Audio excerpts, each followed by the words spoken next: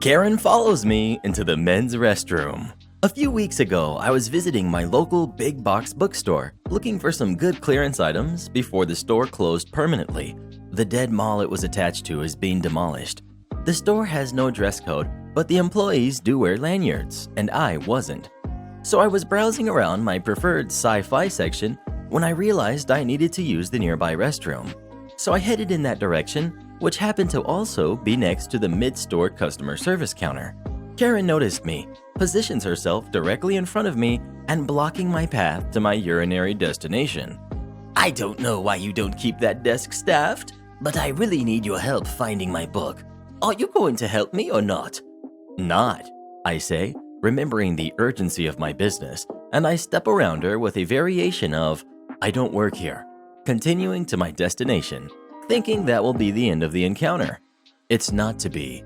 I hear her voice rising in pitch and volume on its way to full Karen Banshee as she literally follows me into the men's room, and I'm convinced she was about to grab my arm and pull me around to face her.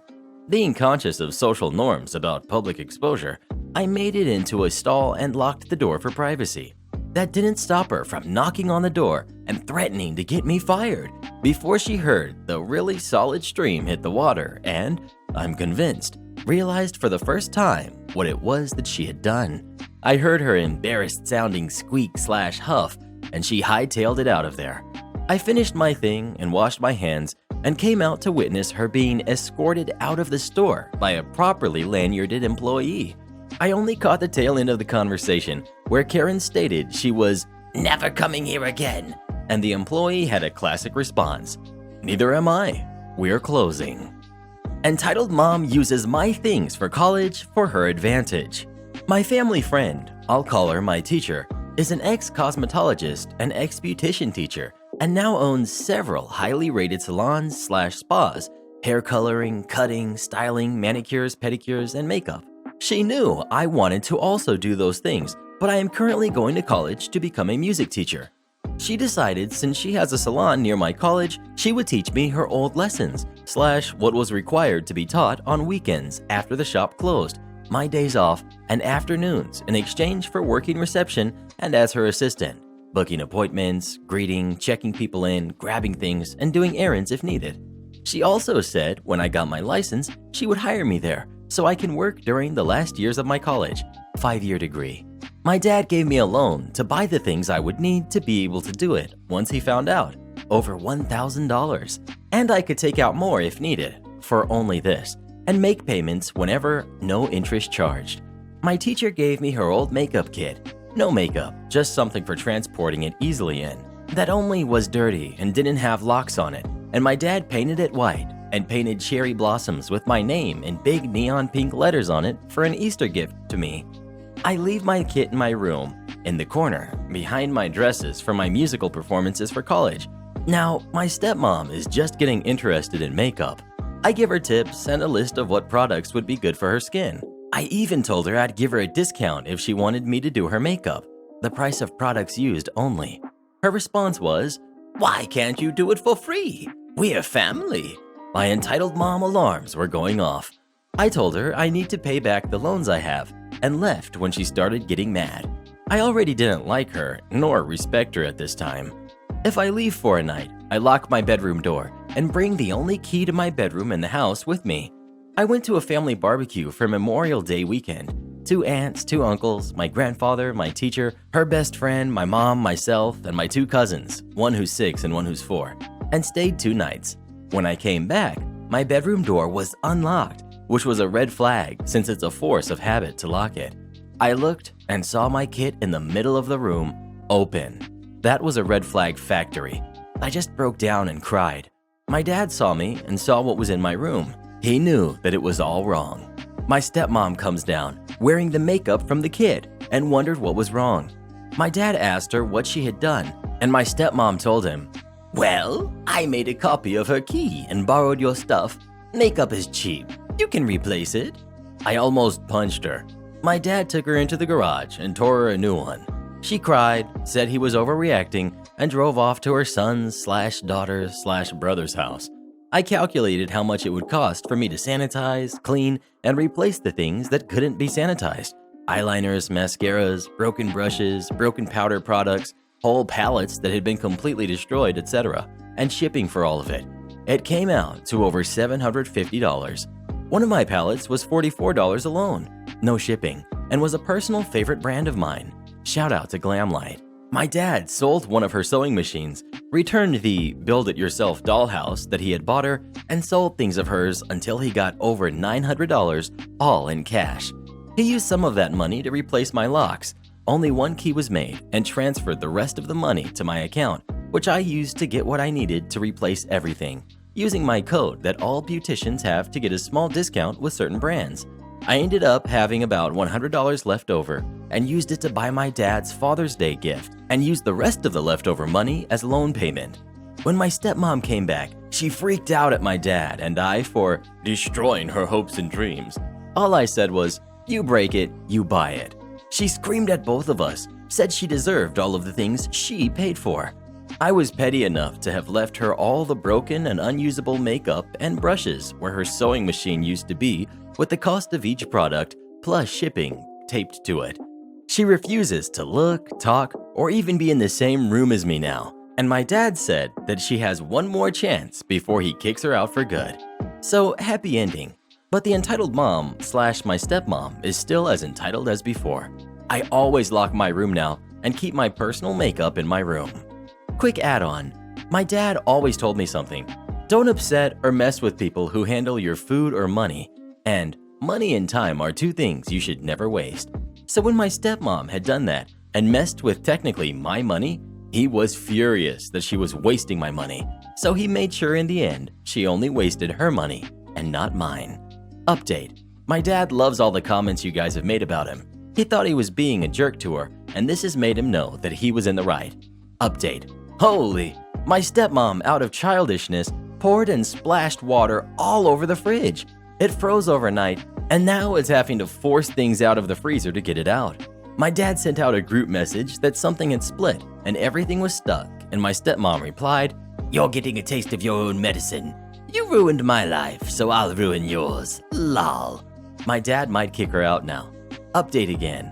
I fell asleep and, when I woke up, my stepmom wasn't home yet. I asked my dad, who's up making guitar amplifiers out of old speakers, his side job, DM me if you want a custom-made guitar amp, and asked where she is.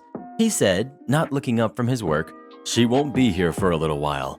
I'm going to let her rethink her choices, then decide while she's gone if it's better or worse for me while she's away." I feel like he's nicely saying that he kicked her out, but it also might just be a break. Also, he saved the freezer. A big thank you. I'm crying. You guys are so amazing.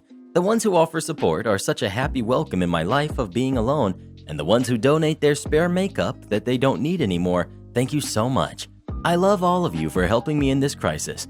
I posted this thinking I'd get verbal support to help my dad realize he needs to leave her in the comments, but instead for a support system of kind and caring strangers.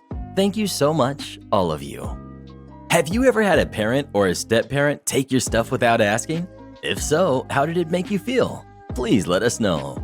I take my kid's stuff whenever I want. I deserve it. Entitled dad ignores his kid. They get hurt, so he tries to sue Starbucks. Starbucks, mid-2000s, summer afternoon. Paraphrased for short reading. Outside of my old Starbucks is a small garden with some trees, some flowers, and a 3-foot-tall rock wall perimeter. The 3-foot-tall rock wall has been neglected over the years, and several rocks are prone to uncontrollable shifting whenever too much weight is applied. It is a decoration wall, not a jogging wall. Most parents advise their kids not to run along the wall. Until today. A girl is running laps along the unstable garden wall while her entitled dad is on his cell phone and ignoring her. Knowing that our garden wall is unstable, I ask her to stop. She ignores me, so I advise her dad of the possible danger. Me. Sir, could you ask her to stop running laps along the unstable garden wall? Entitled dad.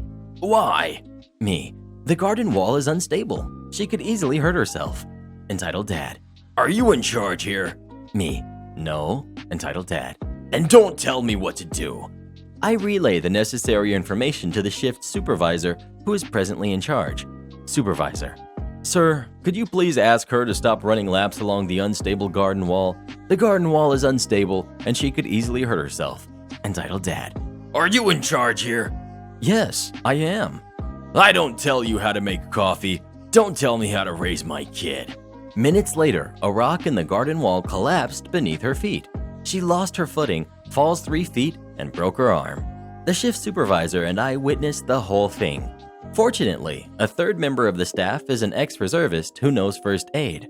Upon learning what has happened, he grabs the first aid and rushes to the scene. Ex-reservist. Hello, I know first aid. May I help you? She nods her head, crying too hard to speak. While the ex-reservist is applying ice and a splint to her arm, the entitled dad ignores them both, choosing instead to yell at the shift supervisor. Entitled dad screaming, "Where is your manager? I'd like to know why you didn't maintain your garden wall." In actuality, the garden wall is the responsibility of our landlord and not of the Starbucks coffee company. None of this information is making the girl feel better. Entitled Dad threatens us with a lawsuit for the next 15 minutes, repeating the same phrases ad nauseum. Where is your manager? Why didn't you maintain your garden wall? After he has satisfied himself with his yelling, he acknowledges his daughter and drives her to the hospital, barely thanking the ex-reservist for tending to her injury and her pain.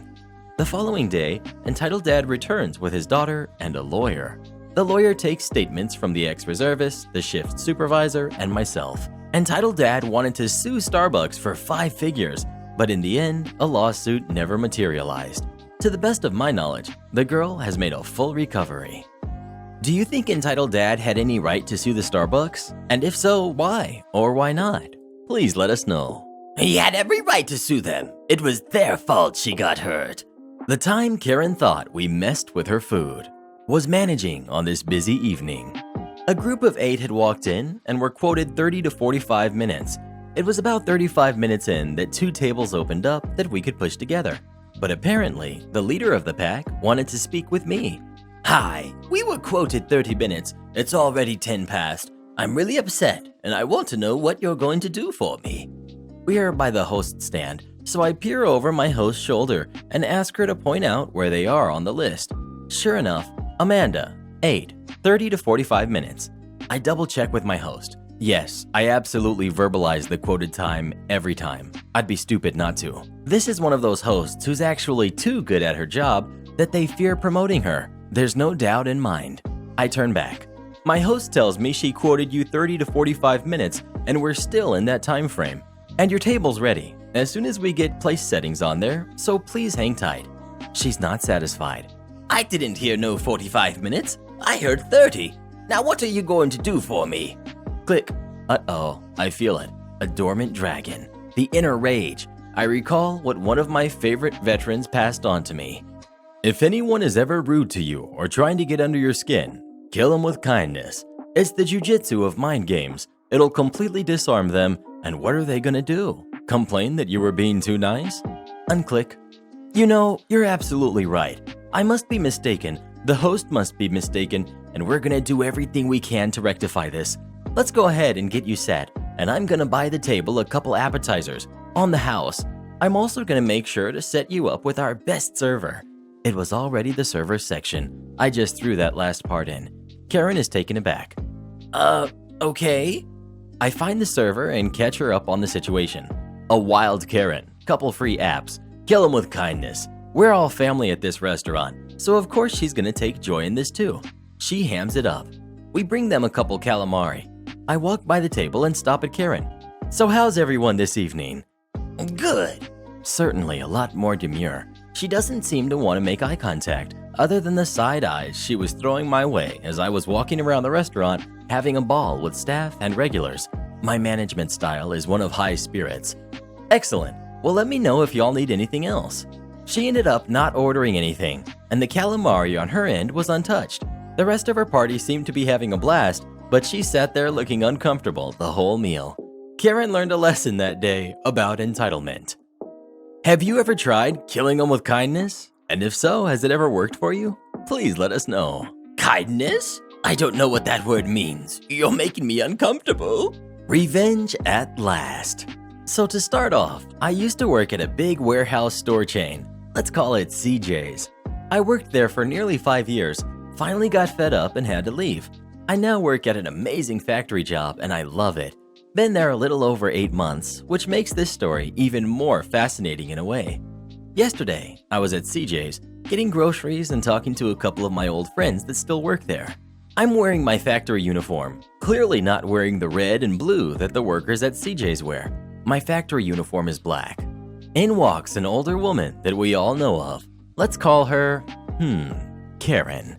She was what you might call a problem customer. Nothing was ever what she liked. All the employees were idiots, etc. But she had a real hatred for the male employees. Why? Who knows? But she treated me and the other male stock clerks horribly.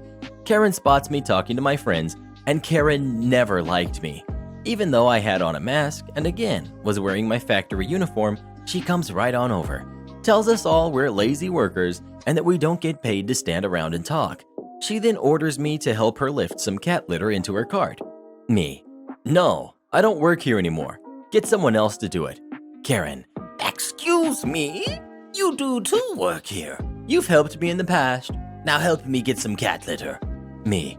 I haven't worked here in 8 months. I'm not doing anything. One of these guys will help you. Indeed, the 2 guys I was talking to were literally standing right there, but that didn't please Karen. Karen. Are you refusing to help a paying customer? I'll get you fired. At that point, I was rather fed up. I just smiled at her and said, okay, go ahead. Get me fired from here, you jerk. That went as well as you'd expect, and she immediately went to the service desk. Minutes later, Karen came back with one of the managers. And who was the manager she got? The one I got along extremely well with when I worked there. As soon as they reached me, I hear her say, that's the one. Fire him for insulting me and not helping me. He just walked over and asked me how my new job was going. Karen's look, priceless. So, I ruined someone with a stolen checks day. Quick flashback to Saturday. I'm making a cash pickup from the tills, and there's a check in the till drawn on a bank that closed 15 years ago after being bought out by another bank. I showed it to the cashiers and told them about it. Our store director went to high school with the person the checks belonged to and confirmed they were stolen. Back to Monday. There's a customer with a couple of large buggies. She pulls out one of the exact same sets of checks and starts riding it out for $380. One of the cashiers I had shown the check to comes running to the office with a check. Ma'am, I can't take this check. Why not? Well, to start with, Superior Federal has been closed since 2005. This check isn't any good. It's my daughter's check. There's a Superior Federal still in El Dorado. No, ma'am. The Superior Bank in El Dorado wasn't a part of this chain when it was open, and it's actually a credit union. This check clearly says Federal Bank in Malvern. Also, it's not your daughter's check. This check is stolen. I know the person these belong to. I had an account with Superior Federal when it was open. They were a really good bank, so I know a bit more than a normal person would. Well, I never. It doesn't matter. I cannot and will not take this check for this purchase. At this point, the lady storms out, and she and the woman with her head for different vehicles. I can't quite get a tag number on them, but I get a good description and call the police department. Upon reviewing the cameras, we discover that the lady had an ankle monitor on. 15 minutes later, they come back, pull into the parking lot of the law office next door, and go in. I run out, get a tag number, and call the police, who show up and make an arrest. I am not a bouncer, and I didn't steal your money. Hi all. I've had the misfortune to experience a lot of things in my 30-odd years that Redditors may enjoy. I'll start with one that made me laugh when my friend reminded me about it last night and can add more if there is some interest. Been watching a few of these groups for a little while, and occasionally they remind me of my own experiences.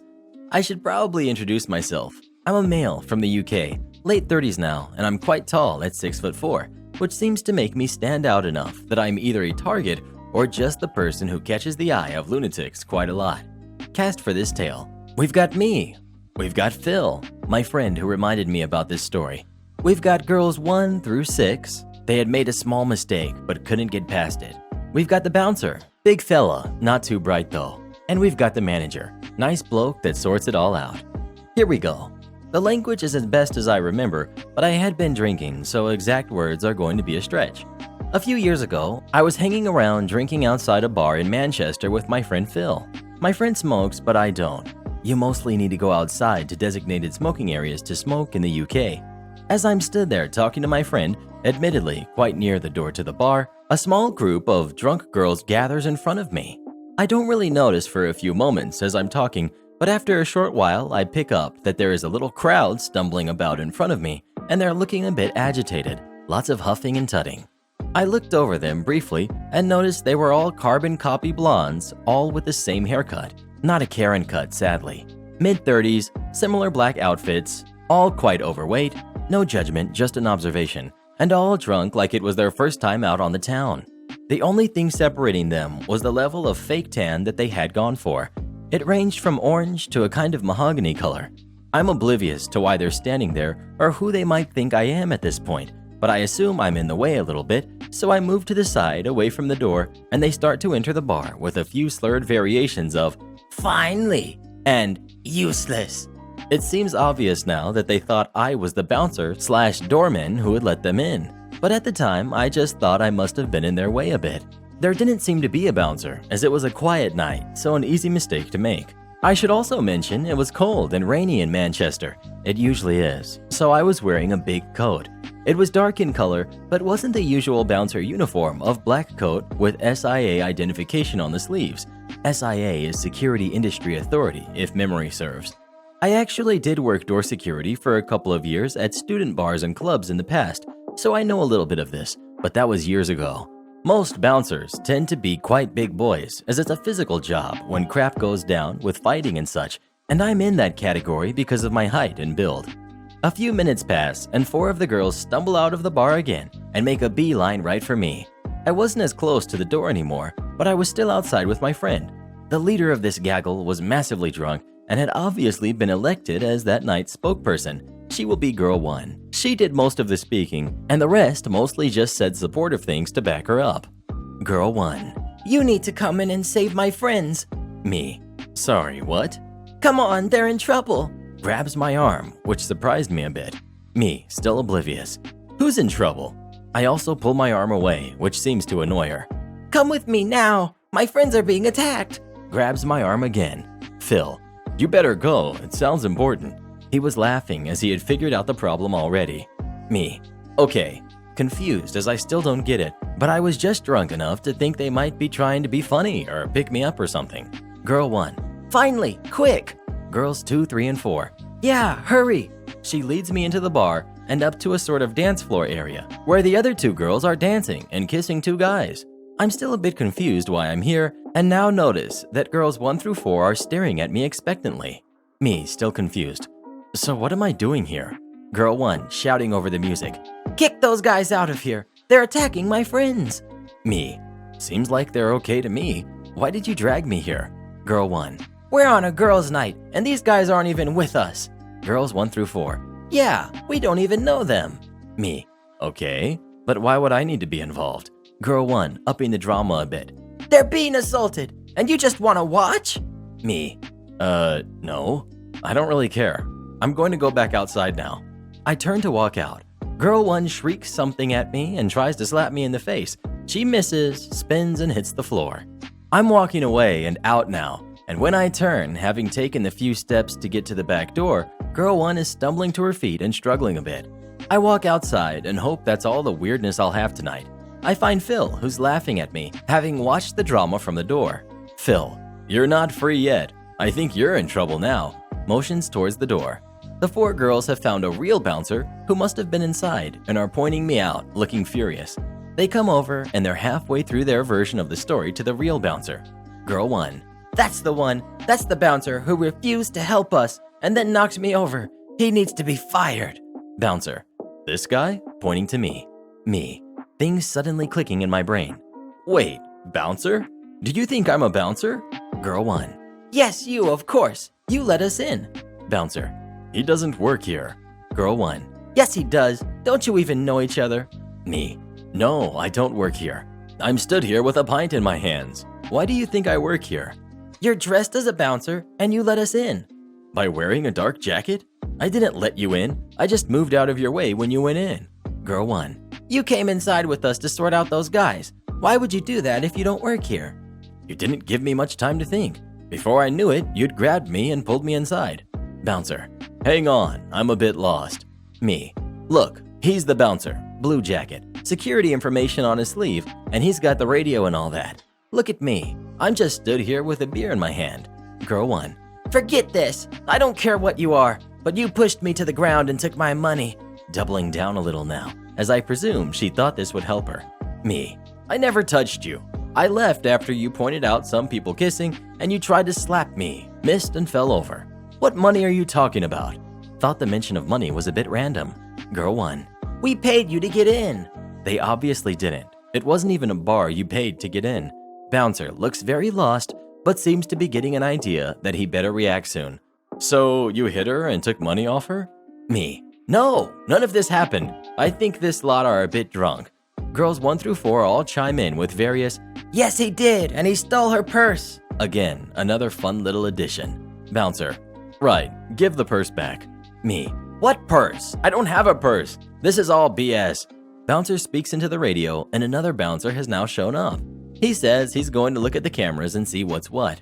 I'm lucky it was a relatively quiet night, as normally I think I'd have just been kicked out of the place just to stop the drama and save time. But as it was slow, they decided to investigate. The girls have all started getting a bit hysterical now they have the real bouncers, and the story has been embellished to include me taking money off of them at the door to let them in, which they want back, of course. The fact I apparently gave one of them a bit of a kicking, and I was supporting the guys who were trying to hurt them. It takes a few minutes, but just as they're whipping themselves up into a frenzy, the bar manager comes out and asks me if I'll go inside to speak to him. I just want to go home now, but as it will get me away from the screeching, I agree. I instantly regret it as I get shepherded into the back of the bar to the little room the security guys use.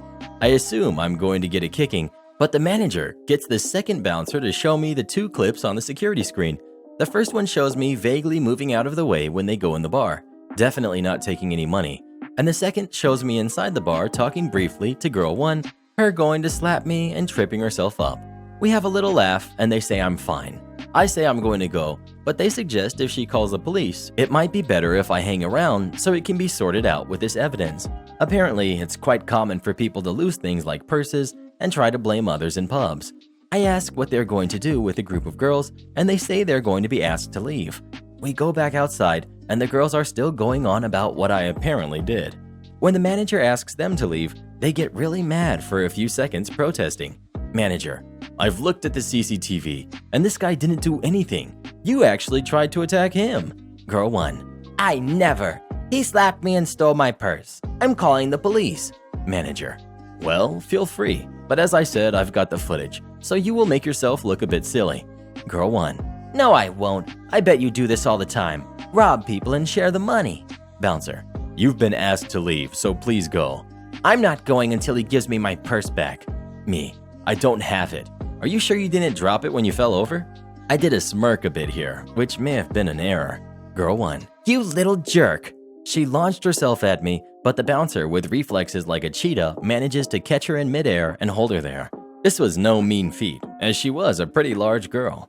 She starts kicking and screaming, but it doesn't seem to trouble him too much. He holds her there for a few seconds as she runs out of steam. Girls 2 through 4 slowly seem to realize it isn't going to work and quiet down and seem to sink back a bit to get away. As girl 1 catches her breath, the 2 girls, 5 and 6, who had been inside and really hadn't been involved at this point, come out of the bar and arm with the 2 guys. Girl 5: Hi, Karen. Not her real name, of course. It was actually Chantel or something. We've bumped into our fellas, so we're heading home. Have a good night. Oh, by the way, here's the purse you asked me to hold. They hand over the purse, which she takes very sheepishly, and girls 5 and 6 leave with the guys. The remaining girls have all but disappeared now, and it appears the show is over. Bouncer releases girl 1 and again asks them to leave. They seem a bit defeated and slink away, apart from girl 1, who is hanging back a bit. She turns to me and looks at me for a second. I was expecting an apology for the misunderstanding or a final "forget you," but she actually says to me, "Will we get in next week?" Me: Sorry, what do you mean? We aren't barred, are we? Bouncer and manager look at each other and shake their heads a little bit, not quite sure why she still thinks I work there. Me, seizing an opportunity: You are, I'm afraid. Your friends can come back anytime though. Manager, deciding it's easier to go with me on this one now. Yes, that's right. I'm afraid we can't have people assaulting the staff. If you leave now, we won't call the police. She then joins the rest of her troop, and they dejectedly walk away and leave the smoking area and the bar with a bit of muttering. Bouncer, looking a bit confused. So hang on, do you work here or not? Me. No, sorry mate. I just stood in the wrong place at the wrong time. I was just taking the steam out of her at the end. Bouncer. Okay, so how come she's barred? Manager. Don't worry about it. Just get a picture of the video and put her on the wall of shame. I presume this was how they tracked the troublemakers. Right, all sorted. Talking to me now. Can I get you a drink for all the trouble? Me. Better not, boss. Not while I'm working. Cue a wry smile from the manager and a little bit of laughter from the few people who had gathered around and had picked up on what was going on. Sadly, everyone didn't stop and clap, but it was enough for me. Phil and I got a free round of drinks out of it, and I still go to that bar every now and then to this day. Karen thinks my sons are yard workers. We are a mostly Hispanic family that lives in a modest middle-class neighborhood. Our teenage sons maintain our lawn and also help our neighbor's lawn. She is a single mom and ER nurse and appreciates the help. Cast. We've got Karen. We've got my older son, who's 19. We've got my younger son, who's 17. We've got me, my husband, and bonus characters at the end. My sons had noticed a few times that there is a woman in a silver Lexus that rolls past our house a few times when they've been out there. She basically just pulls up in front of the house and idles in the middle of the street, staring. Finally, one evening, she worked up the nerve to roll down the window and speak with them. The first time, Karen. Hello, I saw you boys doing the yards and wondered if you could do mine too. Older son. Possibly. Where do you live? Karen. I live in 3 miles away, much more expensive neighborhood. Older son. I'm sorry, ma'am. We don't have a truck and the lawn equipment won't fit in my car. Okay, thank you. No problem. Bye. A couple of weeks later, Karen rolls up again. Hello, I saw you boys doing the yards and wondered if you could do mine too. Older son. I'm sorry, ma'am. Like we told you last time, we don't have a way to transport our lawn equipment. Also, this isn't really a business. We just do it in our spare time to help out. Karen. Well, how did you get it all here? Younger son. We live here, and we do our neighbor's yard as a favor. You live here? Let me speak to your master. Older son. You mean our parents? No, your owner, boss, whatever. Younger son comes inside to get me and relays what's happening. I'm still a little disbelieving and think he surely misunderstood. Older son just ignores her while she waits and he resumes yard work. Me. Hello, ma'am. How can I help you? Karen. I need to talk to their owner. Points at my sons. Me. I'm their mother. What is the issue? Who is their owner? I want to speak with them. Me. They don't work here, lady. This isn't a business. They are my sons. Karen still doesn't seem to understand that I am the mistress of the house, also referred to in 2020 as the homeowner. At this point, my husband, who is Caucasian, comes out of the house to see what's happening. Karen to my husband. Sir, hi. I was wondering if you would allow your workers to come do my yard. Husband, who has not been apprised of what the heck is actually happening, but realizes something is definitely not right. Hi, ma'am. These are my sons. They live here. Is something wrong? Karen seems to finally realize what is happening and mumbles something of an apology to my husband only, and gets back into her car and leaves. But wait, there's more. About an hour later, 2 police officers, 2 separate squad SUVs show up at our door, lights flashing and weirdly parked blocking the street. My husband answers the door and the officer explains to him that they got a complaint that there was a burglary in progress. My older son provided them with her vehicle description and license plate he was smart enough to note, sensing she would be trouble. The officers explained that they have gotten several neighborhood watch calls about her. Apparently, she often drives around the neighborhood trying to hire handymen and lawn workers for cheap. Do any of you guys cut your own lawn? And if so, do you enjoy doing it or do you hate it? Please let us know. She did nothing wrong. She was trying to give them a job. Entitled Boss Demands Babysitting. So this is a story from a few years ago. I had just graduated from college and had just landed a degree in my field of study. One side note, I was the youngest employee at the company by about 2 years, 26 male. And although I didn't know it at the time, I was secretly being paid less than the people I graduated with. I left college 2 years early. Story time. We've got entitled boss, we've got entitled kids 1 and 2, and we've got me. So I had gotten the job about a week earlier and was just starting. I was single at the start of this and taken at the end. It was about 4 p.m. when my boss walked up to me as I returned from the printer. Entitled boss. Hey, OP, I have an emergency. My babysitter just canceled. Could you maybe cover? Now, I listed that I was a babysitter through college to make cash, so that combined with me being the youngest probably made him come to me. Me. Sure? I had just worked there for a week and didn't want to upset my new boss. So he drove me back to his place and I met his kids. They were 7 and 5. They hadn't had dinner yet and they said they would be home in 5 hours. Now, I have babysat many kids in my life, but these kids were in the bottom 10%. Fighting, yelling, making a mess, everything really. They didn't respect me as an authority figure, which is important when looking after kids. My boss came home, didn't offer to drive me home, and didn't pay me immediately, saying, "It'll be on your paycheck." I went home. This would happen frequently over the next month. I probably babysat about 2 nights a week. It was choking my social life. Then I saw my paycheck. Nothing. No raise, no extra cash, just the money I got in my contract, about $3,500. My coworkers were making $4,000. I walked into my boss's office for this conversation. Me. Hey boss, you said that I'll get extra cash for babysitting on my paycheck. Entitled boss. Oh, well, you're the youngest worker here, so we really helped you out by hiring you. That's the gift. Next month though, then I'll help you out. Me. Okay, fine, but I better get the money. I was a scared young employee who didn't want to get fired.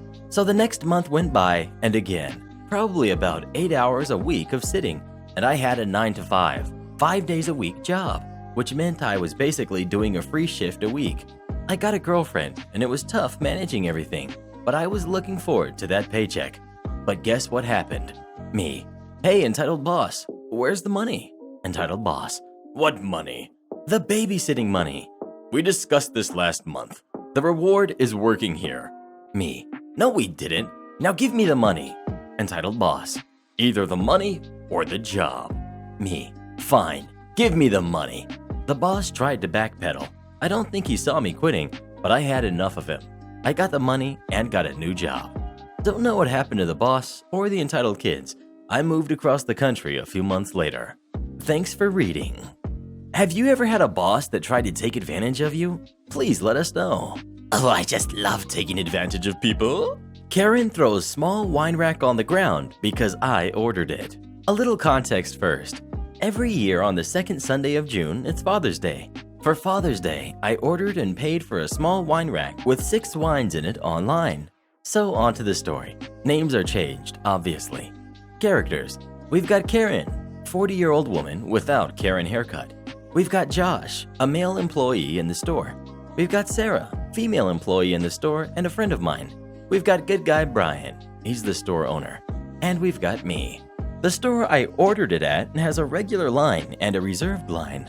The regular line, the usual. You get in after you took your stuff off the shelves. The reserved line is for people who ordered something online. This is so they can get their stuff without having to wait in line. So the regular line was pretty long, 7 people, but the reserved line was free. So having ordered and paid online, I set myself in the reserved line. This did not sit well with Karen. Karen. Sir, you have to wait in the back of the line. Me. No, I don't. Karen cuts me off. Yes, you do. It's against the law. Me. Oh no, here we go. Ma'am, I've ordered online, and she cuts me off again. I don't care what you did or who you are. You have to wait in the back of the line like everyone else. Looking around for support. No one was with her. By this time, Josh saw what was happening and tried to explain to Karen what was happening. Didn't really pay attention to the conversation, but she was off my back. So I give Sarah my order number. She goes to the back, comes back with my package, and I go home happy. I wish that happened. But this would not be a good one if it did though. So here is what actually happened. During the time that I gave my order and she got back with my package, the other employee was done explaining things to Karen. I don't know if he gave up or if Karen brushed him off in the end, but I get my package, turn around, and see Karen storming to me. Takes my package out of my hands. I was a bit surprised how strong she was, and throws it on the ground. The wine rack foot was bent and 4 of the 6 bottles were broken. Karen: "There, now you have to get a new one and stand in the back of the line like everyone else." Me, dumbfounded. Sarah: "What the heck?" Takes phone. "Yeah, Brian, can you come to the counter? We have a situation." Karen: "Well, what are you waiting for? Go get your stuff and get in the back of the line." Starts to go back to her place. Me: "What is wrong with you, lady?" Karen: "What is wrong with you, young man? You cannot cut in line. It's against the law." Meanwhile, Brian arrives. Brian separates us both and gets our statements. Apparently, according to her, I cut in line, and when she was stopping me, I threw the wine rack at her. Then Brian goes away for a second to check the camera footage. No change in Karen's face though. Comes back, and the following conversation goes like this. Brian: "Ma'am, I'm going to have to ask you to leave the store." Karen: "Why? I didn't break the law. He did." Pointing at me: "Why should I leave? I haven't even paid for my stuff." Brian: "Please leave the store or police will be called." "Call them. They will say I'm in my right." Brian sighs, takes out his cell phone, and dials the police. A few moments pass by and the police come. Take statements from me, Karen, and Brian. Karen lies again about me throwing the wine rack. Police go to the back of the room for the camera footage, come back, and escort her in cuffs to the police car. The whole time she was yelling, "This is against the law. I was in my right. You can't do this. What about him?" One of the police officers comes over and, "Technically, what she did is assault. Do you want to press charges?" Me: "Heck yes." Then lets me sign a paper with my statement and wishes me a happy day further. The owner of the store replaced the wine rack with another one they still had in the store, but this one was with more expensive wine. Mine was €80 in total. This one was €95, but didn't charge me for the extra €15. Speaking of lines, what was the last line that you had to stand in? Mine was at Walmart. She was right. He should have just gone to the back. Karen tries to use my mother to get free breakfast. Cast: we've got Karen, awful, entitled, nosy woman. We've got Karen's daughter, not entitled at all. We've got my mom, we've got my dad, we've got me, we've got the manager, and we've got the waitress. Me and my parents like to go out to have breakfast every Sunday, and on this particular day, we were in one of our favorite restaurants located in a mall without suspecting what was going to happen. My mom ordered a club sandwich, and just before she took the first bite, she noticed something was out of place. Among the salad was a blue wire, the kind that is wrapped in plastic and used in bread bags to keep them closed. She quickly called our waitress and explained the situation in a very discreet way. The waitress apologized, took the plate away, offered to bring her a free courtesy dish, and said she would talk to the manager. Thinking back, maybe the word "free" was what made Karen notice us. Right next to our table was a woman, Karen, and her daughter. When the waitress went away, Karen suddenly began to talk to us. Karen: "That was awful. They should have been more careful. You could have choked if you had eaten that." Mom, joking: "Good thing I noticed before I started eating." Yes, maybe the cooking staff should have paid more attention while serving, but we weren't particularly angry about it. Mistakes happen, and Sunday morning is always a busy time at that place. And as my mother said, no one got hurt, so we just let it slide. Karen, on the other hand, proceeded to complain as if the wire had been on her plate instead of my mom's. She told us about this time someone she knew, friend, sister, I don't remember, found a nail in their plate at another restaurant and sued the place. Doubt it was true. I felt like she was trying to impress us. My parents were acting polite, just playing along, probably thinking Karen was just a concerned woman. I was silent for the most part of it, wishing she would just shut up, while I noticed that her daughter was silent as well, and that she had this expression of absolute misery on her face. Now that I think about it, it was a signal that Karen usually displayed that behavior quite often. The manager finally came and, because of the fuss Karen was making, thought she was the one who had the problem and apologized to her. The waitress corrected him, and then he talked to my mother. Manager: "We are very sorry. Please feel free to order whatever you want, free of cost." Mom: "I'd like to have another club sandwich, please." Karen: "No, you should order something more expensive. They committed a mistake. You deserve it." Karen's daughter, quietly: Mom, please stop. Mom, getting mad at Karen. A club sandwich is fine, thanks. The waitress and the manager retired. We thought that was all, but we were wrong. Karen still complained about what had happened, and, in a not-so-quiet or discreet manner, basically said that my mother was stupid for not taking an opportunity when provided. Karen, if it had been me, I would have sued this place for endangering my life. Karen's daughter, slightly raising her voice. Mom, please just stop. That didn't even happen to you.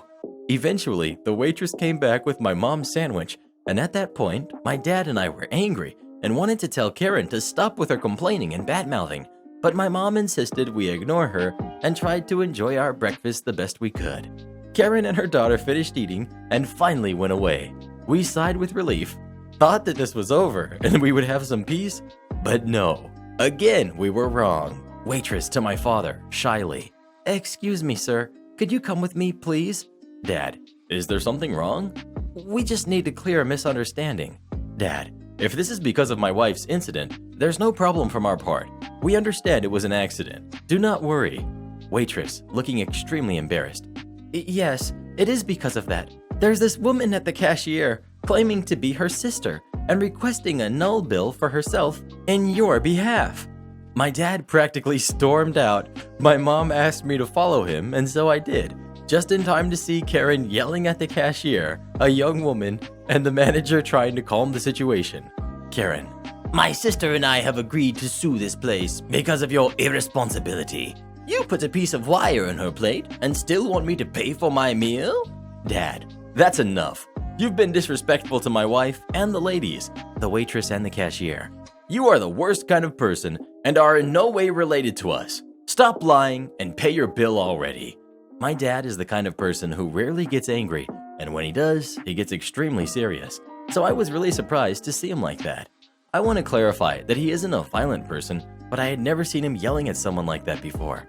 I also noticed that Karen's daughter was crying right behind Karen, talking on her cell phone, and I couldn't help but feel sorry for her because honestly, she did nothing wrong, and her only fault was having Karen as a mother, something that she couldn't have chosen. Looking back, I wish I had approached to tell her I knew none of this was her fault, that I noticed she tried to calm her mother and we didn't blame her for anything.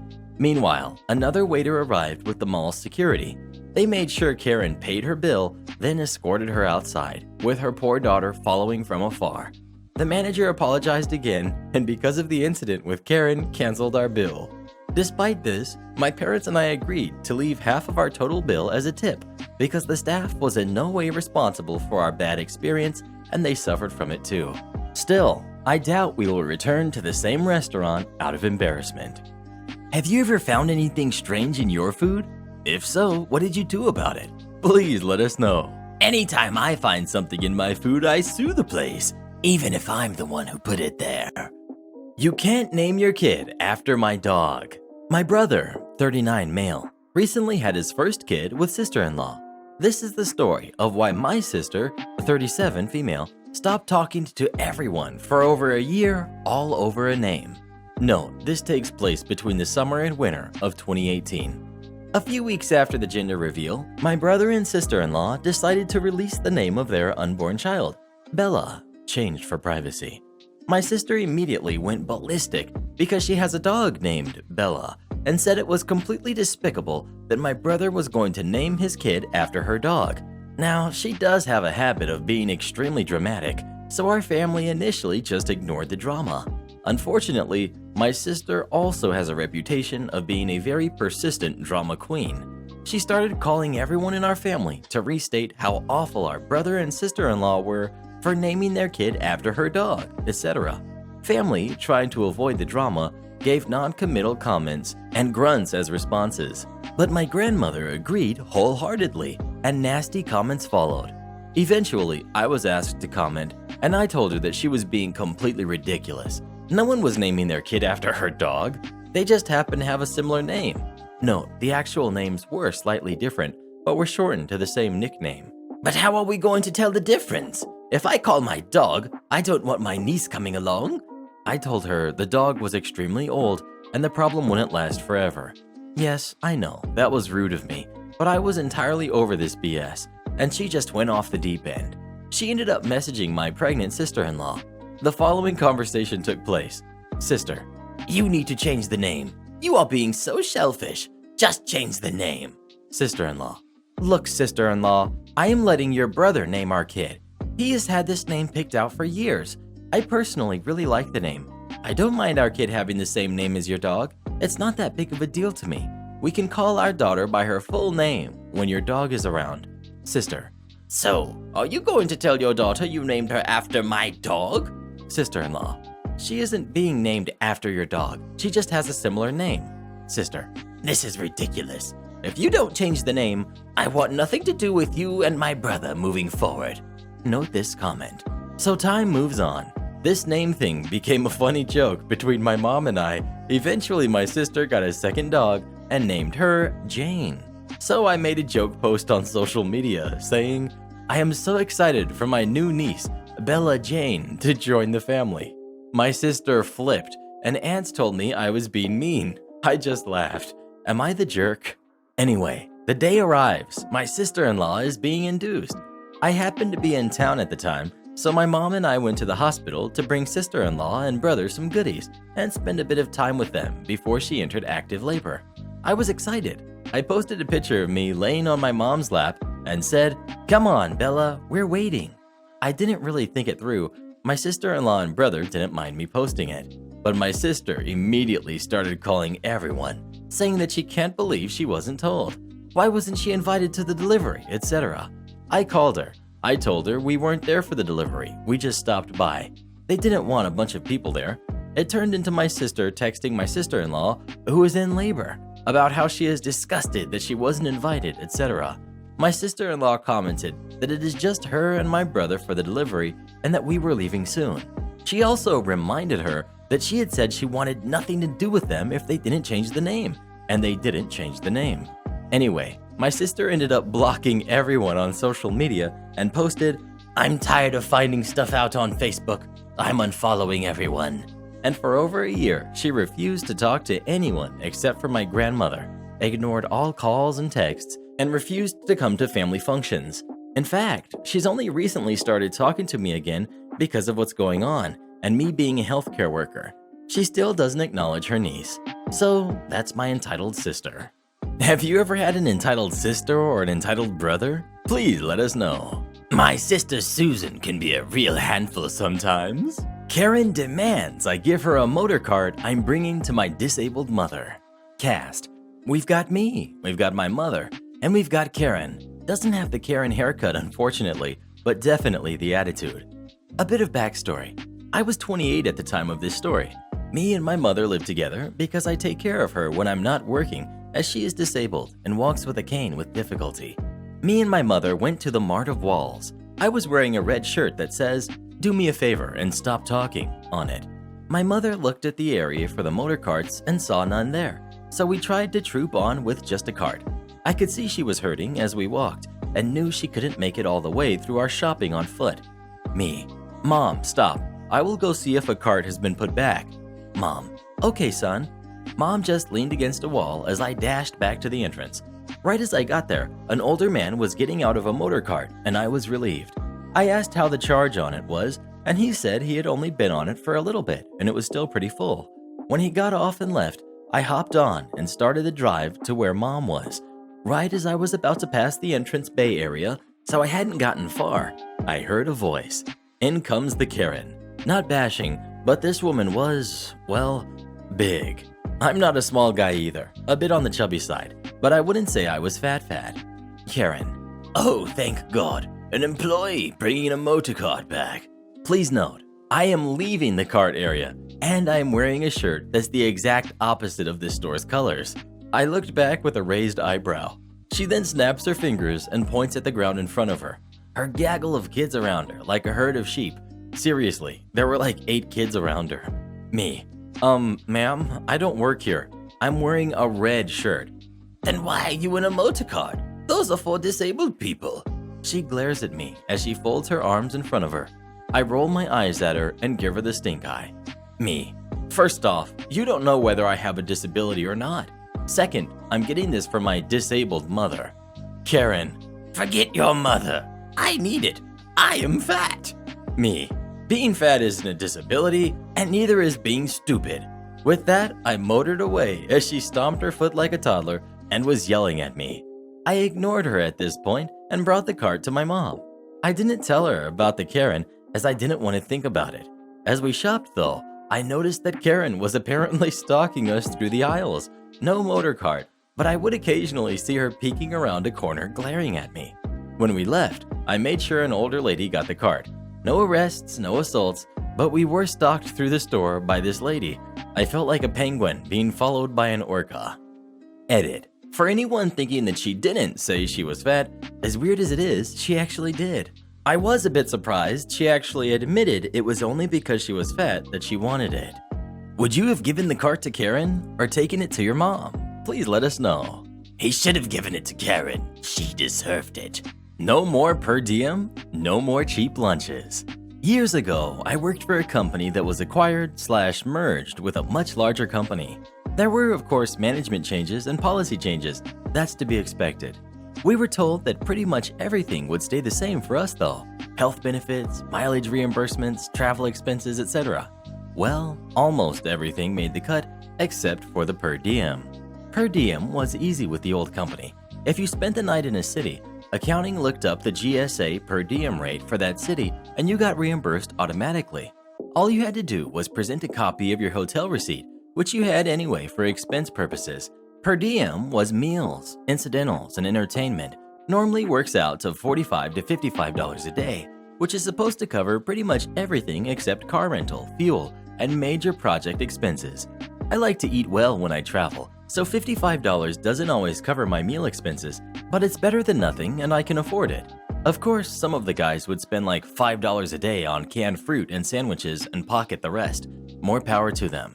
During the meeting where they announced the merger, they mentioned that per diem is ending and that all expenses will now be reimbursed directly, meaning that we have to submit receipts for everything that we want to be reimbursed for.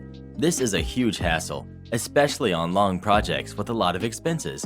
It irritated me enough that I asked one of the VPs about it during lunch. Me. So what's with the change in per diem? It's a lot easier to deal with and no one has to keep track of dozens of receipts. VP. I bet you guys like making a few extra bucks from per diem, don't you? Me. Not really. It doesn't always cover the full expenses, but it's easier to keep track of. VP. Well, in order to keep expenses under control, we will only reimburse exactly what is needed. This struck me as condescending and stupid. The guys this affected were making $75,000 to $125,000 a year, so it's not like we were seriously padding our paychecks with an extra $20 to $40 a day for per diem. It also meant expenses took an extra hour per week because of dealing with receipts. Of course, I put that hour on my timesheet as overhead. As part of this stupid policy change, they didn't ask for itemized receipts, just the signed copy, and the limit for meals was quite high. $15 for breakfast, $25 for lunch, $45 for dinner. Looks like I'm about to start eating really well. I normally skipped breakfast because it upsets my stomach if I ate early, but not anymore. If there wasn't a restaurant where I could blow $15 on a healthy meal, I would at least pick up a couple energy drinks and a box of breakfast bars, even if I wasn't going to consume them right away. No more Whataburger or Wendy's for lunch, unless I was in a hurry. Now I'm going to Chili's, Fridays, or any other place where I can spend close to $25 for a decent lunch. Same for dinner. $45 pays for a decent steak and a beer at a Texas Roadhouse or Outback. Or I could just sit at the bar, order chips and salsa, then drink $35 of drinks. They didn't ask for itemized receipts, so they would never know.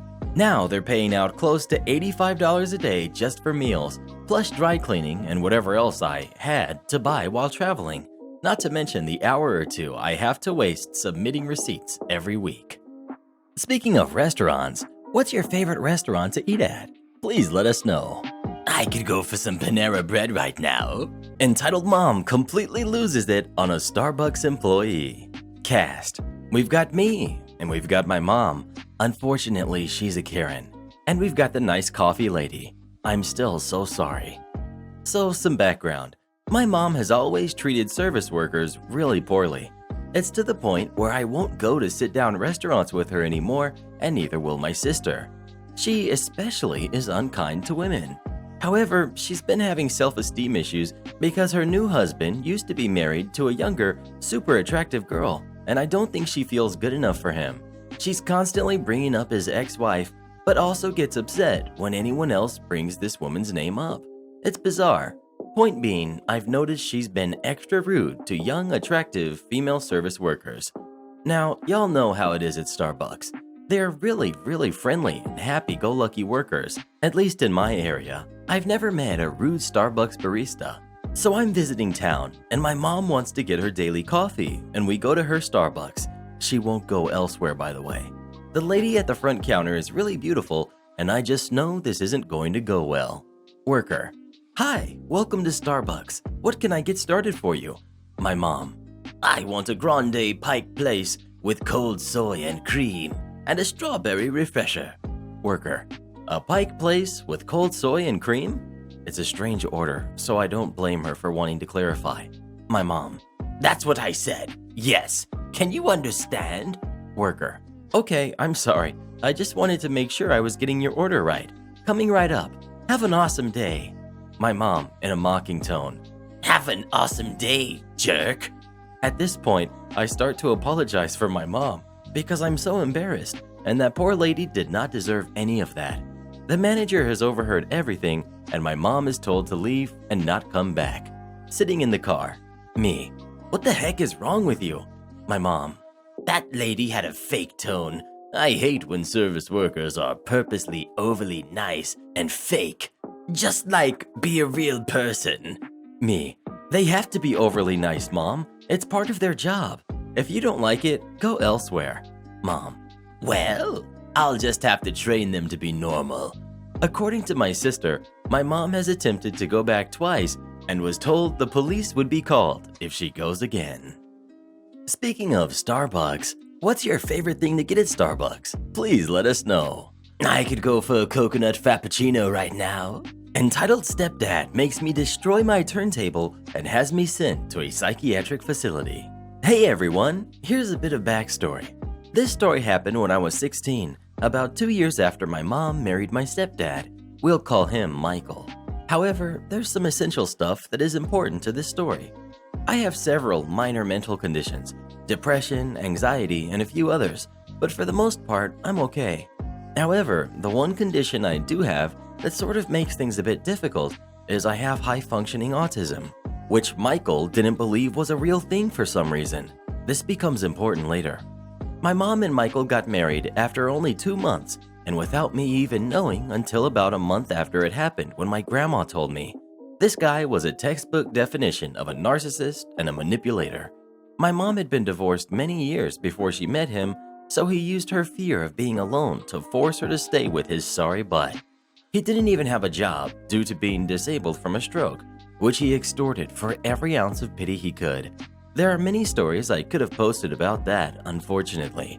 He never made much of an effort to get closer with me or my older brother, who was about to move out at that time. His philosophy was basically, this is my house now, so stay out of my way. However, with that, he loved to control how everything was done, what I did and when. I wasn't allowed to leave the apartment complex I lived in or hang out/go out with friends because you have no reason to, so drop it. And dating was a major no-go. Something about me that he despised was my love of rock and metal music, anything from Zeppelin to Pantera. He was devoutly religious and believed that kind of music was evil. However, my mom managed to convince him to let me continue listening to it. The turntable that I had in my room was a gift from my grandma a few years prior and was basically my prized possession.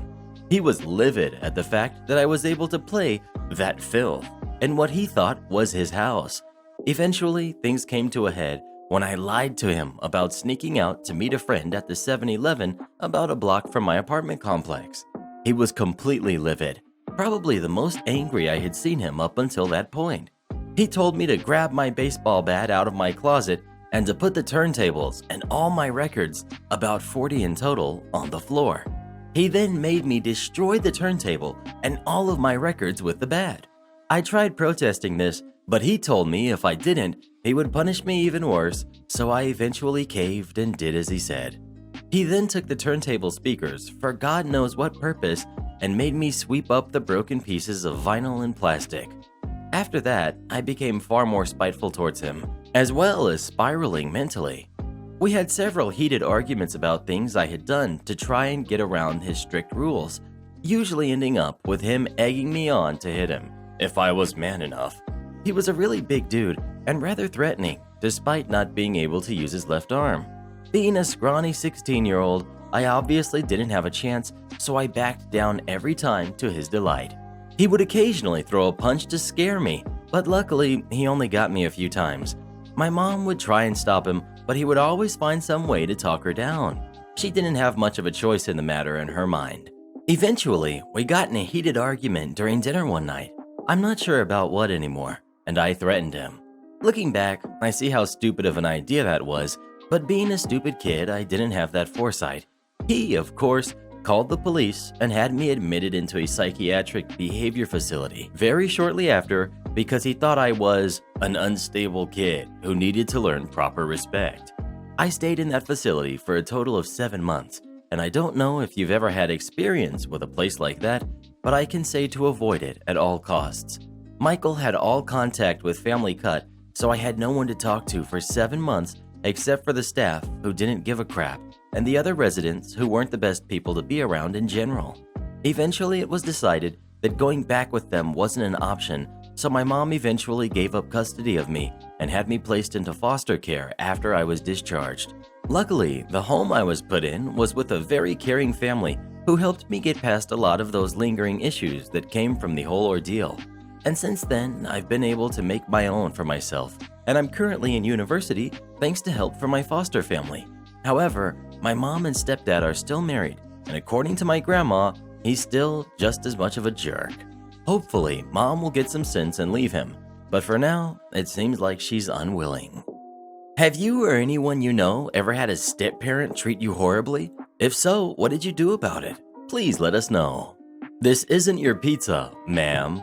In our area, there are no zoning laws, so we have a homeowners association. That way, a bar can't be built next door to your dream house. You pay an annual fee, and there are amenities like maybe a park and a pool. The Homeowners Association contracts with a company for lifeguarding and pool cleaning to avoid liability. Cast: we've got LG, my daughter, the lifeguard. We've got the other lifeguards working that day. We've got Karen. She's lived here forever and is getting you fired.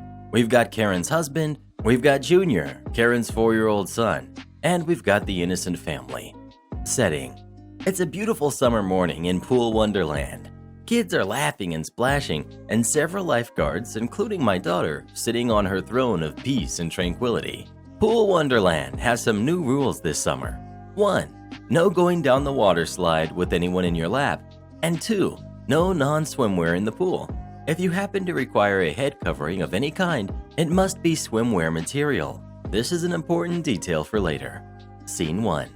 Karen: hubby, take Junior down the water slide. Karen's husband: sure thing.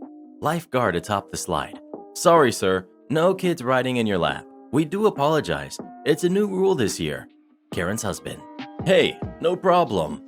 Junior, disappointed, but not an unruly little thing. Karen: what the heck? That's rude. Junior begins to cry, as I assume this tone signals to Junior that once again, mommy is gonna lose it. Karen's husband: it's no big deal. Karen, now addressing lifeguard: why can't my son go down the water slide with his dad? Lifeguard explains the rules, and Karen doesn't like it, but complies in a huff. Scene 2. Innocent family shows up and orders pizza. They have a small family birthday party which was scheduled in advance with tables reserved. Many of the women are wearing what I understand to be Muslim swimwear, appropriate fabric for the pool, and covers much of them, including a hijab. Please don't jump on me if anything I said was ignorant or incorrect about the religion or the names I used. I'm merely trying to paint a picture. I mean no offense and hope none is taken, but polite corrections and constructive comments are always welcome. Innocent family decides to get in the pool. Karen also gets in the pool wearing a t-shirt and some shorts. Lifeguard: ma'am, I'm sorry, but you will have to get out of the pool. You can't wear that in the water. Karen: excuse me, I pay for the privilege to swim here, and you cannot tell me what to wear. Lifeguard, it's a new rule this year. We can't allow people to wear cotton fibers in the water because it messes up the plumbing. Karen, what about them? She says, disgustedly referring to the ladies in the innocent family. If I have to get out, so do they. Lifeguard, now realizing what kind of person she's dealing with. Ma'am, they are wearing swimwear. You are not. We'll see about that. At this point, Karen is now being told by the lifeguard supervisor on duty the same thing. Nice try, Karen. Scene 3. Pizza arrives. There are 4, and drinks and breadsticks. Karen gets up and takes the pizza, which was paid for already, I imagine as no money changed in hands, not even for a tip. Karen juggles all this to her table and sticks her legs in the water on the side of the pool. Another pizza arrives, and the innocent family is approached by a lifeguard as they were expecting a delivery. Innocent family says, "No, that isn't ours. We ordered 4 pizzas and drinks and breadsticks from not that pizza place." Lifeguard looks around and sees 4 pizzas and drinks and breadsticks on Karen's table. Lifeguard tells innocent family, "I bet I know who this belongs to. Let me help you." She's thrilled after Karen has been such a nasty jerk. She didn't even say anything. Lifeguard walked to the table, set the pizza down, and helped the innocent family carry the 4 pizzas and drinks and breadsticks. Karen, "Excuse me, where do you think you're going with our food?" Lifeguard, "This pizza isn't your pizza, ma'am. She has the order on her phone matching the pizza place and this order. Your pizza was delivered a moment ago and on your table." Karen glances back in confusion, covering her embarrassment. It wasn't even the same delivery place. With pure rage now, yelling at Lifeguard and demanding the police be called. Lifeguard, "Why would you call the police?" "You have been harassing me all day, and I know you've been staring at us. I have lived here for years, and I'm going to the HOA board to have you fired." Lifeguard laughs nervously and turns and walks back to her stand. "My daughter has bad anxiety, and for years she's perfected a stonewall exterior where you think she doesn't care, but she will cry later because, she's human." Karen trailing behind her and yelling now. Karen proceeds to use her phone camera to video my daughter, hoping to catch her doing what? I don't even know. She's literally paid to watch and scan patrons of the pool. That's most of your dang job as a lifeguard. By the end of the day, the police have been called because Karen insisted the staff was out of line. Karen's disruptive behavior has actually bothered other patrons, mostly the innocent family, as ugly comments about swimwear were overheard and made them uncomfortable. It was following guards and taking cell phone video that actually got Karen and her family kicked out. Not to mention, it's ludicrous to be distracting a first responder from their job. Karen did not return to the pool for the remainder of the summer. Not because she was banned. Hopefully, she went home and looked in the mirror and was too embarrassed by her behavior. Speaking of pools, have you been swimming yet? And if not, are you planning on going soon? Please let us know. The best thing about pools is that you don't have to get out to use the bathroom. Is complaintement a word? I manage a running specialty store. Our return policy is pretty standard. Within 30 days unworn, all sale items final sale. But I basically always give store credit to customers who want to return a sale item, even though strictly speaking that's against the rules. That's still not good enough for some people.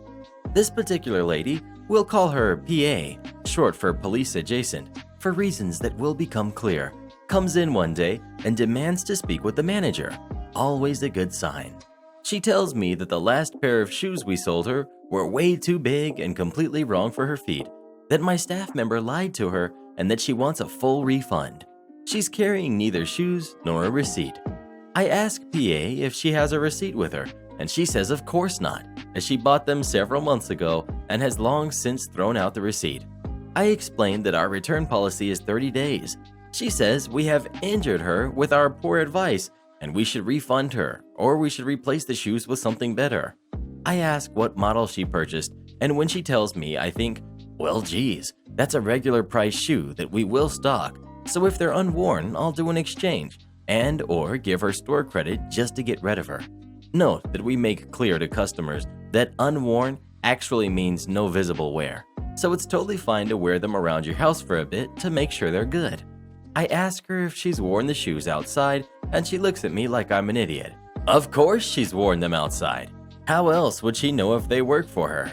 I explain, again, our return policy and say that I'm sorry, but as it's been more than 30 days and she's worn them outside, there's nothing I can do. Her anger has been simmering since she walked in the store, and now it's begun a cascading nuclear meltdown. She starts yelling at me, first telling me that my staff member lied to her that a particular model of shoe didn't come in a specific variant. We carry that model, but not the variant. So I explain with as straight a face as I can muster that while my staff are experts in the shoes we carry, that they can't possibly know everything about every shoe on the market. Then repeatedly saying that her sister is a cop and she's going to be telling said sister about her treatment by our store. I think this was supposed to be a threat, but it was such a complete non sequitur that I again had to struggle not to laugh. Somewhere in this process, I look up her purchase in the computer and find not only did she buy these shoes 5 months ago, not the 1 or 2 she claimed. They are not the current models she claimed and were in fact last year's, which were on sale. She bought them during one of our biannual blowout sales, which are the only times we enforce the all sale items are final sale rule. We put signs up and mention it to all customers before they pay. She still hasn't actually produced the shoes she wants to return. We have exactly 1 till in the store, and at this point, I have other customers wanting to pay. I offer to have my area manager give her a call, but she refuses to leave her contact information and instead wants his. Sorry ma'am, we don't give that information out, was apparently the incorrect answer. She mentions her sister is the cop again. The waiting customers are getting fidgety and uncomfortable, completely reasonable. And the staff member, we'll call her SM for store mom, who had helped them, it's just us 2 working that day, comes over to see what's going on. Store mom is in her 50s, has been working here longer than anyone else, and is very protective of those of us who are on the younger side. I'm in my early 30s. Me being her manager has no bearing on these facts. PA sees store mom, immediately assumes she's more in charge, ignores me completely, and begins her complaint from the beginning. By the way, in case you were wondering, her sister is a cop. While disparaging me and my atrocious customer service, store mom has big mom vibes and is usually extremely patient and kind, but I can see that PA is bringing out her mama bear side. I quickly let her know that I can handle it and send her away. I tell PA again that I unfortunately cannot return her, as yet unseen, shoes, and that if she'd like to leave her information, our area manager will give her a call. She completely ignores me and restarts her complaint cycle. I interrupt her. Ma'am, I understand you're upset, but there's nothing I can do. If you don't want to leave your information, you can also try calling customer service. I can write the number down for you if you'd like. Right now, though, I'm going to have to ask you to move away from the counter as I have other customers waiting to pay. She leaves, yelling and grumbling. Cut to a week later, and my area manager calls me out of the blue to tell me that a customer has called customer service to complain about me. To my great delight, customer service was closed when she called, so she had to leave a voicemail. My area manager plays it for me. In short, PA has the same baseless complaints as she did in our store. Her sister is still a cop and will still hear about this, and she received horrible customer service from the apparent manager who was like 18 years old and will never be shopping at any of our stores again unless they fix this problem for her. The manager was like 18 years old? I'm in my early 30s. I'd like to thank my good genes and my skincare routine for this great honor. Anyways, we didn't do the return. She never came back to our store, and when I'm feeling down about how I look, I stand in front of the mirror and quote her, and it never fails to give me a confidence boost. Oh yeah, and did I mention, her sister is a police officer. Have you ever tried to return something but found out you couldn't? If so, what did you do about it? Please let us know. I've been through this too many times to count, and I've reported more managers to corporate than I can remember. Karen, I'm stressed and can't help you with your photos. We've got Karen, we've got me, and we've got my girlfriend. Everything started with my girlfriend and me rushing into a decoration store and afterwards to a famous store, known for mostly hygienic stuff, shampoo, lotion, etc., to get a little present for a friend. As a side note, everything takes place in Germany. Because of what's going on, we're only allowed to go into the market with masks. So we went inside the hygienic store after waiting 10 minutes to get a card and went straight to the photo printer. Of course, all three of them were occupied. After again 10 minutes and running short on time, we had around 15 minutes left. We could print our photos. Sadly, the first machine had some kind of problem with the photos, so we changed to another one, which had the same problem. So third time's the charm, and the last machine was good. My girlfriend and me stood there and minded our own business to get everything settled fast until one family stood near us with a kid who was about 4 to 6, strapped with some kind of blanket to the back of the mother. The kid was screaming so loud and the parents just ignored it, but everyone around them was visibly annoyed. Girlfriend started to get a headache because of it. Girlfriend: I can't wait here. My ears are gonna explode soon. Can I go away and get some tights? Me: sure, I'm gonna handle all the photos here. This was probably some kind of signal for Karen. As soon as girlfriend went to get her stuff, she started to whisper something. Karen: what kind of photos? Where is it? How? She was standing alone there and talking to herself. Nothing that special. I do the same thing sometimes. Then she started to talk louder, and me doing my stuff and clearly not minding her was the trigger. She stepped forward to me and said, I know you heard me. Help me here. Me: I'm sorry, could you wait a bit? How long should I wait? I just want to print out my photos, and I can't connect my phone to that stupid machine. Me, looking at her machine, seeing that she hasn't even pressed the button and was still on the home screen. Me: you have to press here and then on photos, and afterward just click on mobile and connect it through cable. After that, I went back to my machine and started to print some of my photos. Karen started to get visibly angry at me and started to talk to me like I didn't understand her. I want to connect my phone. Do it. At this point, I'm getting annoyed. I'm looking at her screen again, and she didn't do anything again.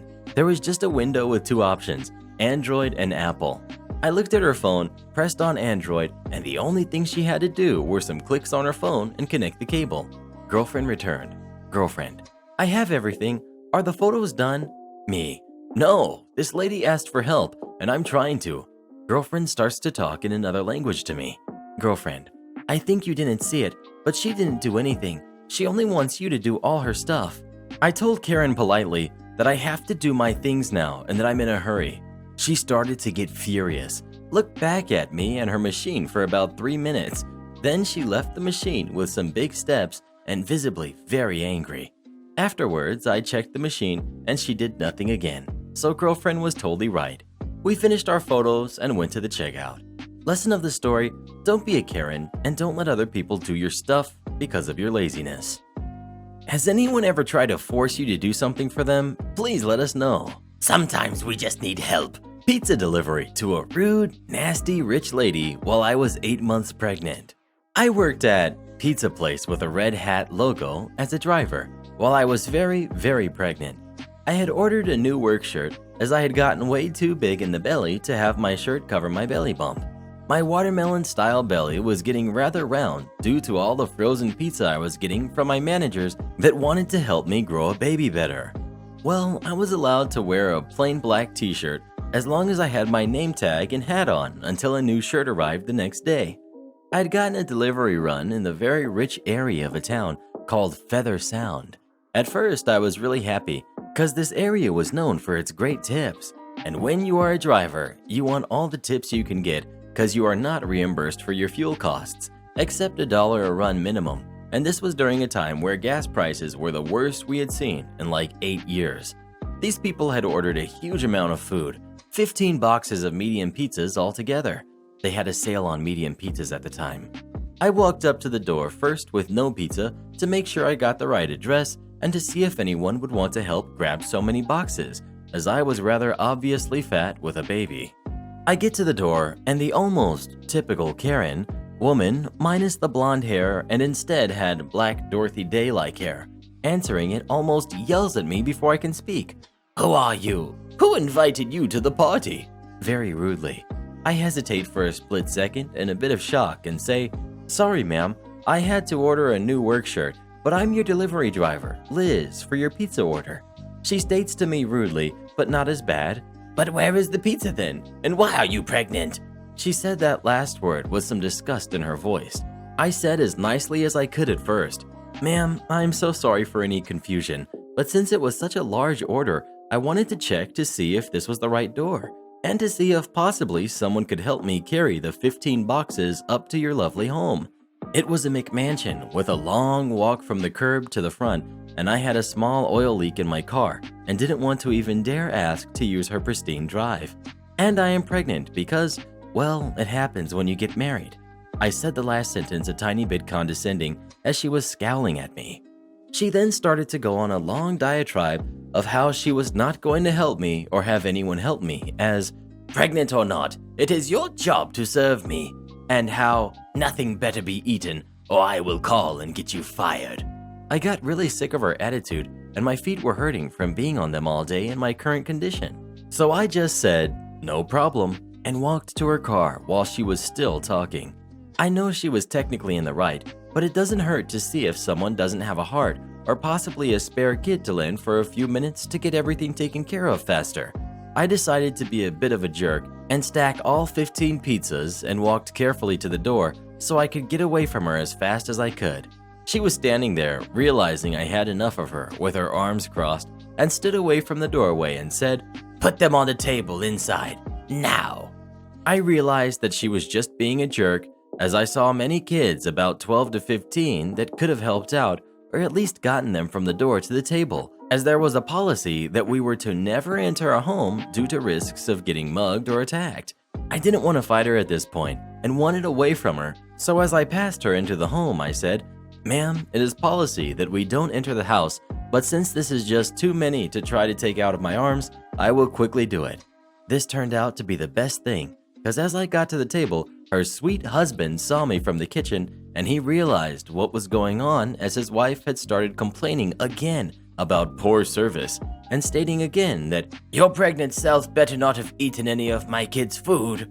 Once I gave her the receipt and the total when I got back to the door, her husband got really red in the face, and as she started to hand me a check, which I could see that she had left me literally 5 cents as a tip, he grabbed it from her quietly, read the amount, and gave her a face that said, "Shut up, Karen."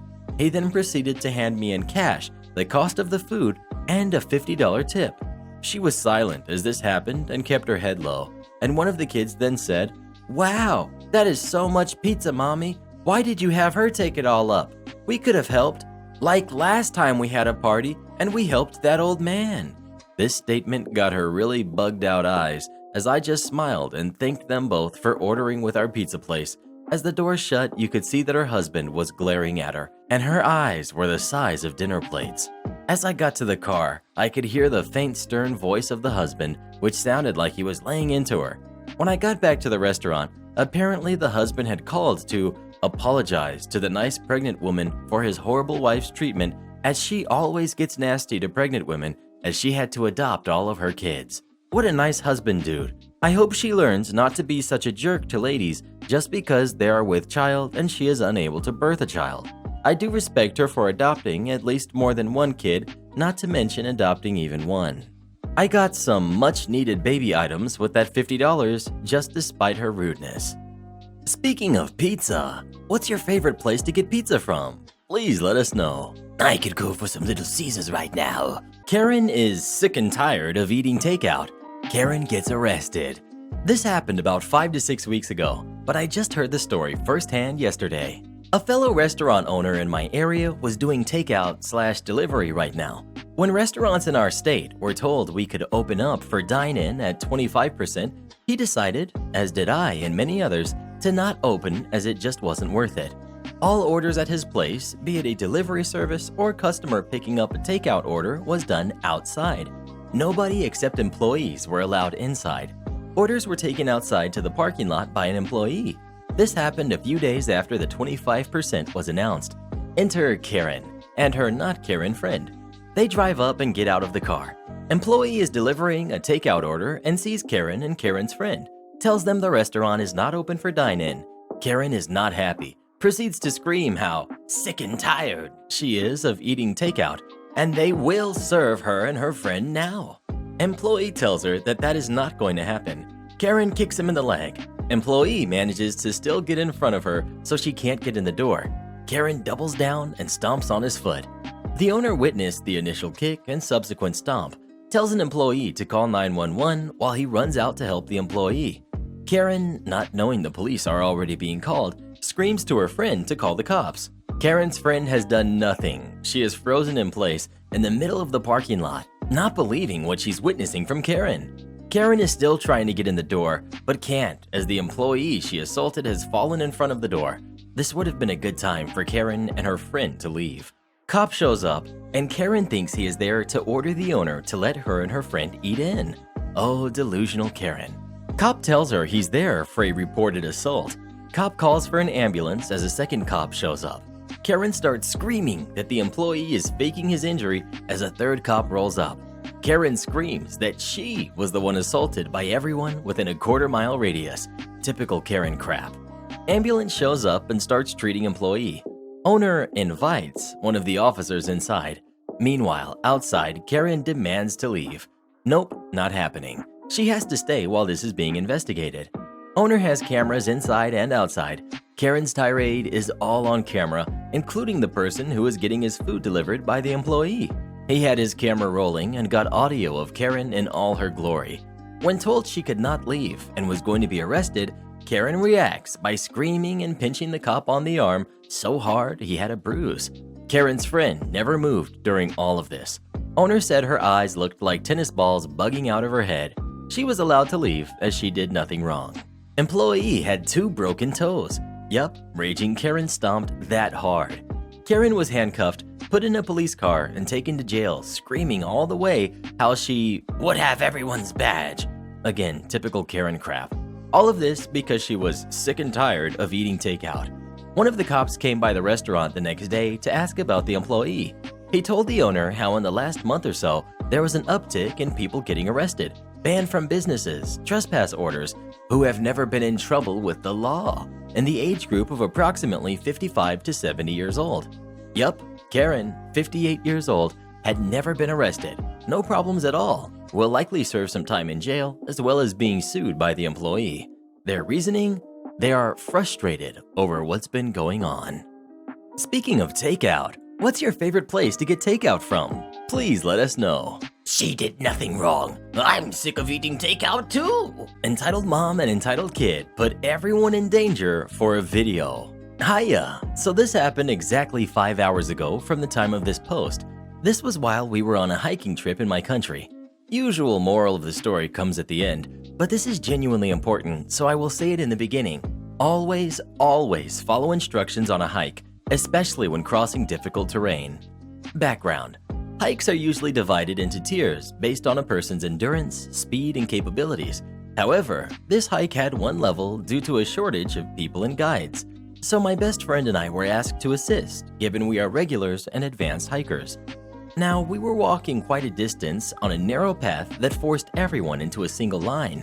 The path is dirt and leaves with rocks scattered, and it was generally downwards, with scattered streams of water making certain sections of the trail muddy and slippery.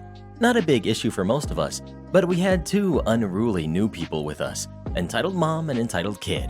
They complained about the mud, plants, insects, and just about everything. We were tolerant, but that changed pretty quick. We reached a rather flimsy spot where the dirt is very slippery. Slipping off would result in a painful trip to the OR for sure. So me, my best friend, and the guide situated ourselves at the beginning, middle, and end of the drop, respectively, to help people step across, mostly allowing them to stand on our feet or foothills we made with our feet. Story. Cast. We've got entitled mom, entitled kid, guide, best friend, girl hiker 1, girl hiker 2, and me. Okay, girl hiker 1, stand on my right foot and then grab my best friend's hand. Best friend and guide give similar instructions, and we were in a position where entitled kid is next. I am supporting girl hiker 2, girl hiker 1 is with the guide while guy hiker was helping them. Entitled kid. Mom, take a video of me doing this. I will sprint across. Me. No, you won't. You'll stand on my right foot and reach to best friend and take his hand. Entitled mom. You cannot tell my kid what to do? Go on, chief. Translated from my native language, it's a term that is similar to man of men, or that he is a strong man. Me. No, man. If you do this and he slips, we will all be in danger, and I might not even be able to catch him. Get the heck back. Entitled kid runs a bit upwards and away from my reach, and within his third step, he loses his footing and slips. He's now between me and my best friend. While slipping, he grabs Girl Hiker 2's leg, pulling her down. My best friend grabs her arm, and I grab her second one. Me. You jerk! Entitled mom. My baby! You jerks better not let my baby get hurt. Pull him up. Best friend. Jerk, he caused this. Entitled mom. You swine. My baby is more important than all of you. Get him back to me. Me. Shut up, you entitled donkey. Girl Hiker 2, are you okay? Sounds more insulting in my language. Girl Hiker 2. I'm okay, but he's holding onto my leg and kicking, and I cannot get a foothold. By now, the entire group is looking in horror, and the mother is screaming like a banshee, while the guide grabbed a rope and tossed it to the kid. Kid would not let go of her leg, forcing me and best friend to start losing our footholds. Best friend. You idiot! Grab the rope or we will all go down. Entitled mom. Don't you dare scream at him. This is all your fault. You and this trail. Only a swine like you is an idiot. Me. Will you shut up already? Girl Hiker 2. I need to grab you by the shirt. Is that okay? Girl Hiker 2. Yes, just get me out of here. I reached down and grabbed her by the shirt and pulled her up enough for my best friend to grab her back and pull up with me. We felt the dirt beneath us giving way.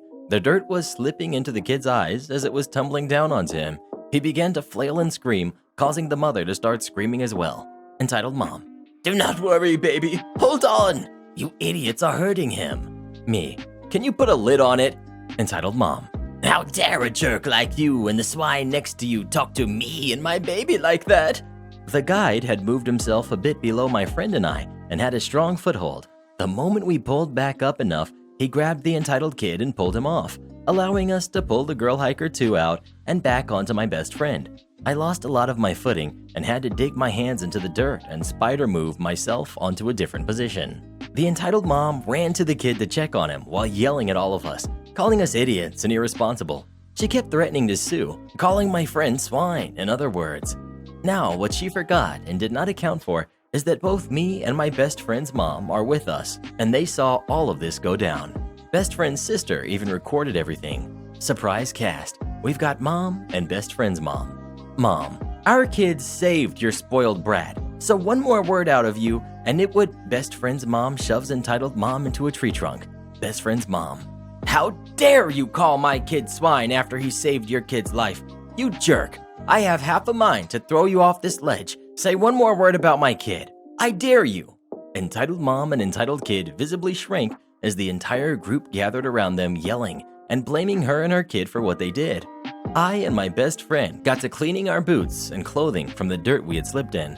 We brushed it off and continued the trail. Hiker Girl 2 stuck around my best friend. They joked and he got her number as well. Entitled mom and entitled kid were noticeably silent, and the guide issued them a ban from our group and other groups we usually collaborate with. There you have it, Reddit. My brush with a possible OR admission due to an entitled kid. Also, did I mention that entitled kid was 29? My best friend and I are 22 and 23, respectively. Thought this would be a juicy last piece of info for y'all. Edit. I will respond to a few questions and comments as they have been expressed by a majority of people. Where are you from and what language was this conversation in? Lebanon and Lebanese Arabic dialect. This is why you can see a group of comments about guessing my location and dialect correctly, as those insults are pretty unique to Lebanon and Palestine. How can he be 29 and still live with his mom? This is not uncommon in Lebanon due to the financial situation and the role mothers play in the Lebanese society. A lot of people have never grown out of their mother's circle. Yet, I have to admit he was one of the worst cases I have ever encountered. Speaking of hiking, do you enjoy hiking or camping? Do you like the outdoors? Or do you prefer to stay inside? Please let us know. She did nothing wrong. She was just trying to take care of her baby. Entitled mom tries to take a chocolate shake, for which I paid. Cast. We've got neighbor, R. We've got me. We've got entitled mom. We've got entitled kid. We've got convenience store clerk. And we've got cashier. My neighbor, R, and his wife had a big birthday party today for their daughter. He even went and got a huge blow-up water slide for the kids. When he went with his wife and daughters to return the slide to the person they rented it from, their car broke down. I got a message from them asking if I could pick them up since I drive an SUV and could accommodate all of them, including 2 car seats. I said sure, no problem, and headed out. On the way home, I asked them if they needed to stop anywhere to pick up anything.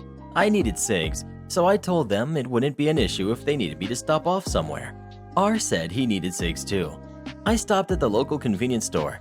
When we were getting out, the oldest daughter asked if she could get a milkshake. Her mom told her no, they didn't have the extra money for that right now, what with having to pay to have their car towed home. When we got inside, I asked R what kind of milkshakes they liked, that I was going to get them as a treat for being good after having to deal with the car breaking down and all. He said I didn't have to do that.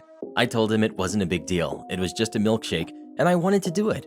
We walked over to the order screen, and he ordered 2 chocolate shakes, one with whipped cream, one without. I got my order slips and headed to the cashier.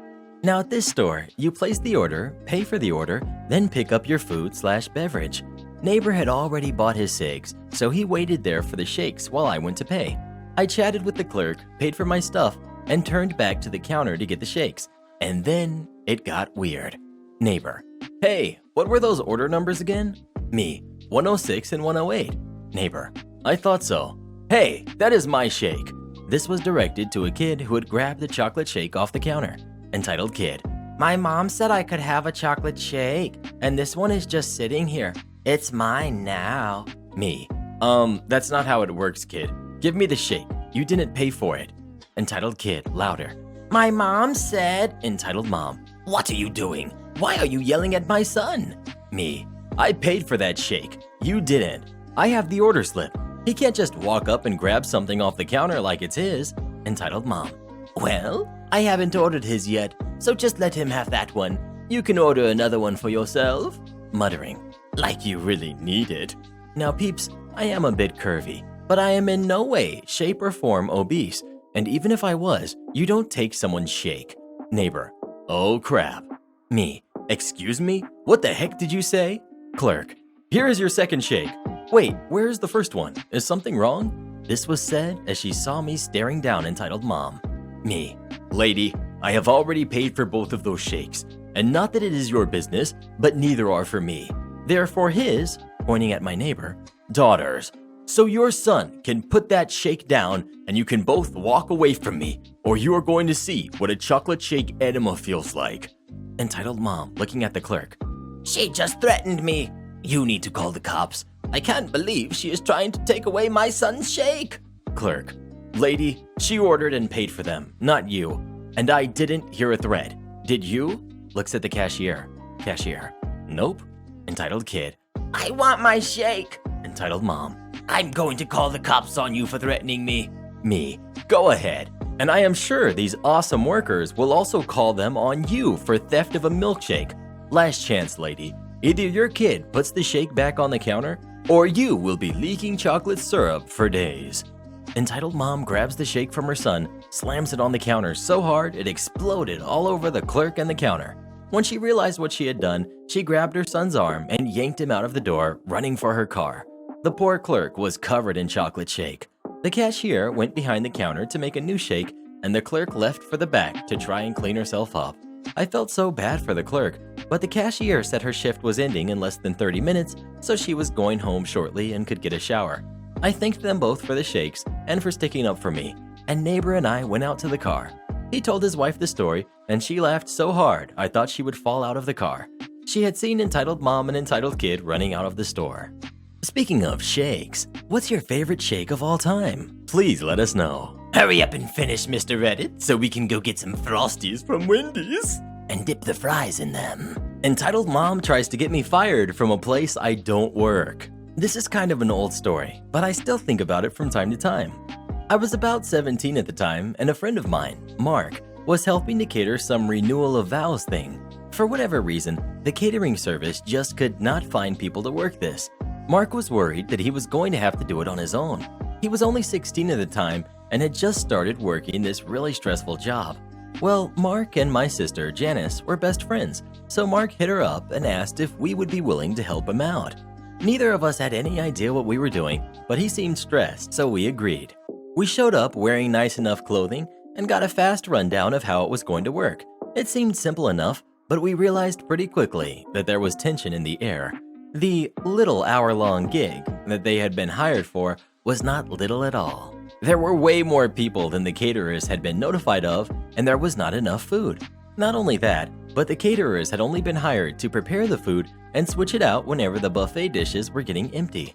The caterers were not aware that they would be responsible for collecting and cleaning all of the dishes when they were done. Part of the reason Mark asked my sister and I to help was because he wanted to make the night easy. Now, we were barely able to keep up. Janice was giving out wine, Mark was switching out food trays, and I got the unfortunate job of collecting all of the dishes. Because Mark and Janice were pretty busy with the guests, I wound up dealing with the angry guests. One of these was an entitled mom that made it her mission to ruin my night.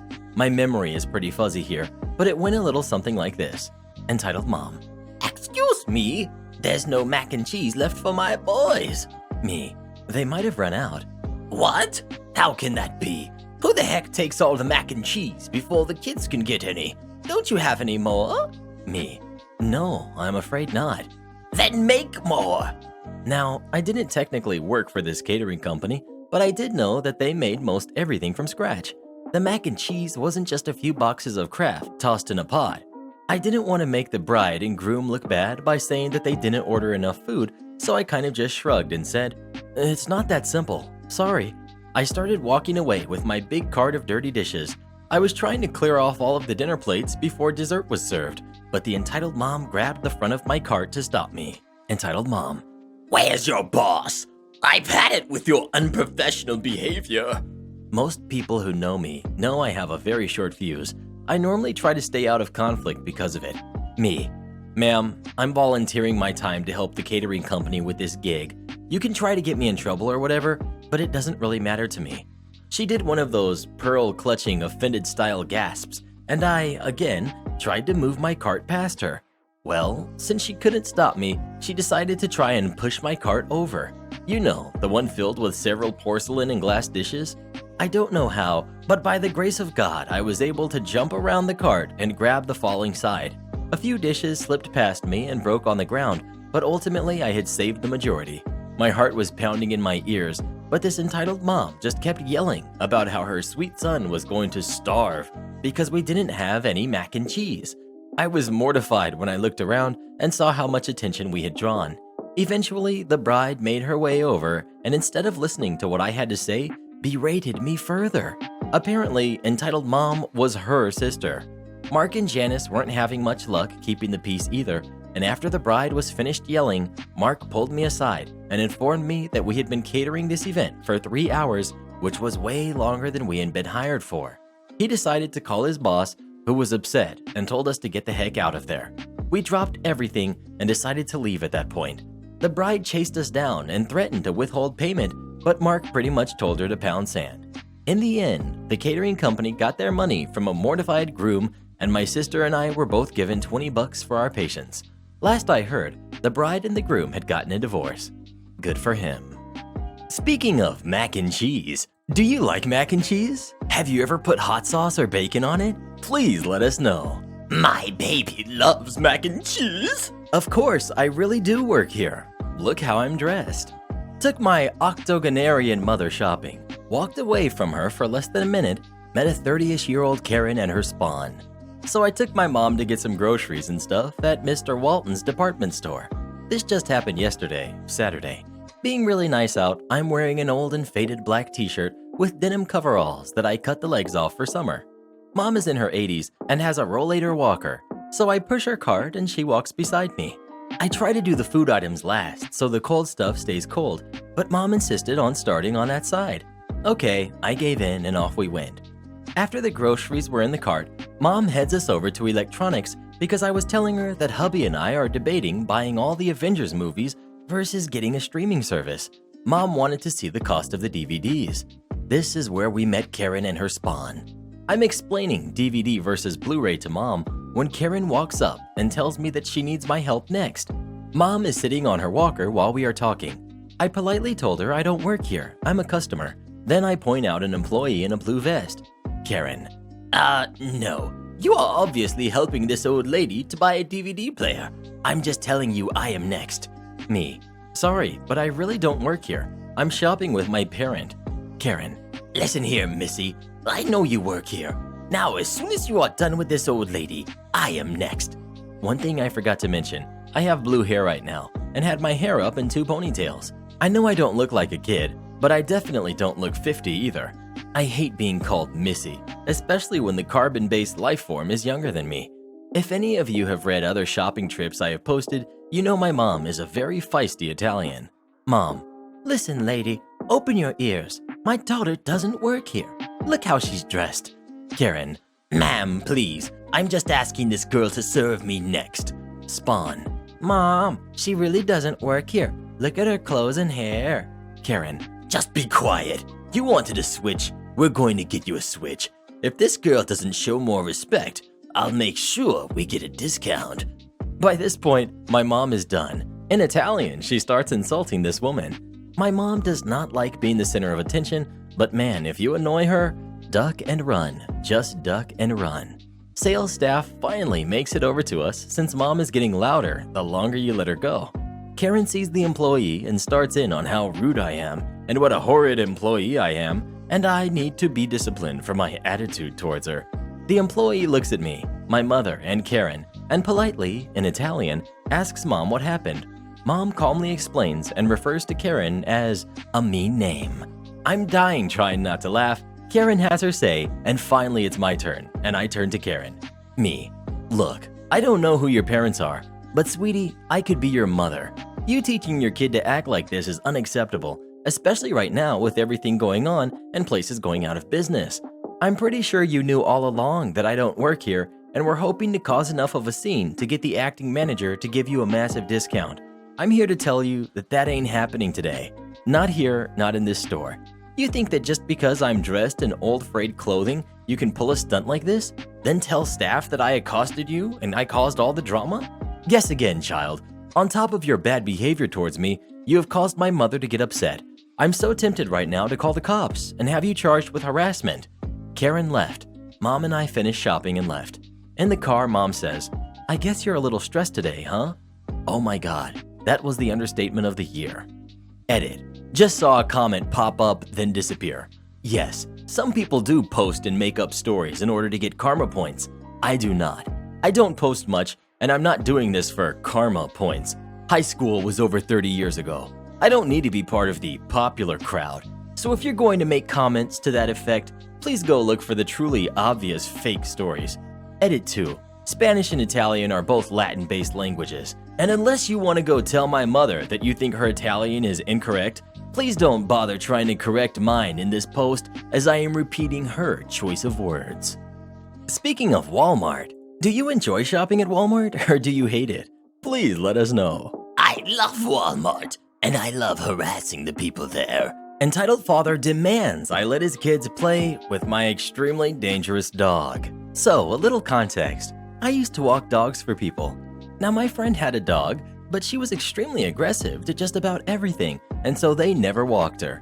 For example, she used to be a guard dog for a farm, but she attacked over 50 chickens and badly injured a horse and the other 4 guard dogs, so they rehomed her to my friend's parents. In their care, she has so far attacked puppies. It's a messy situation, but they love her.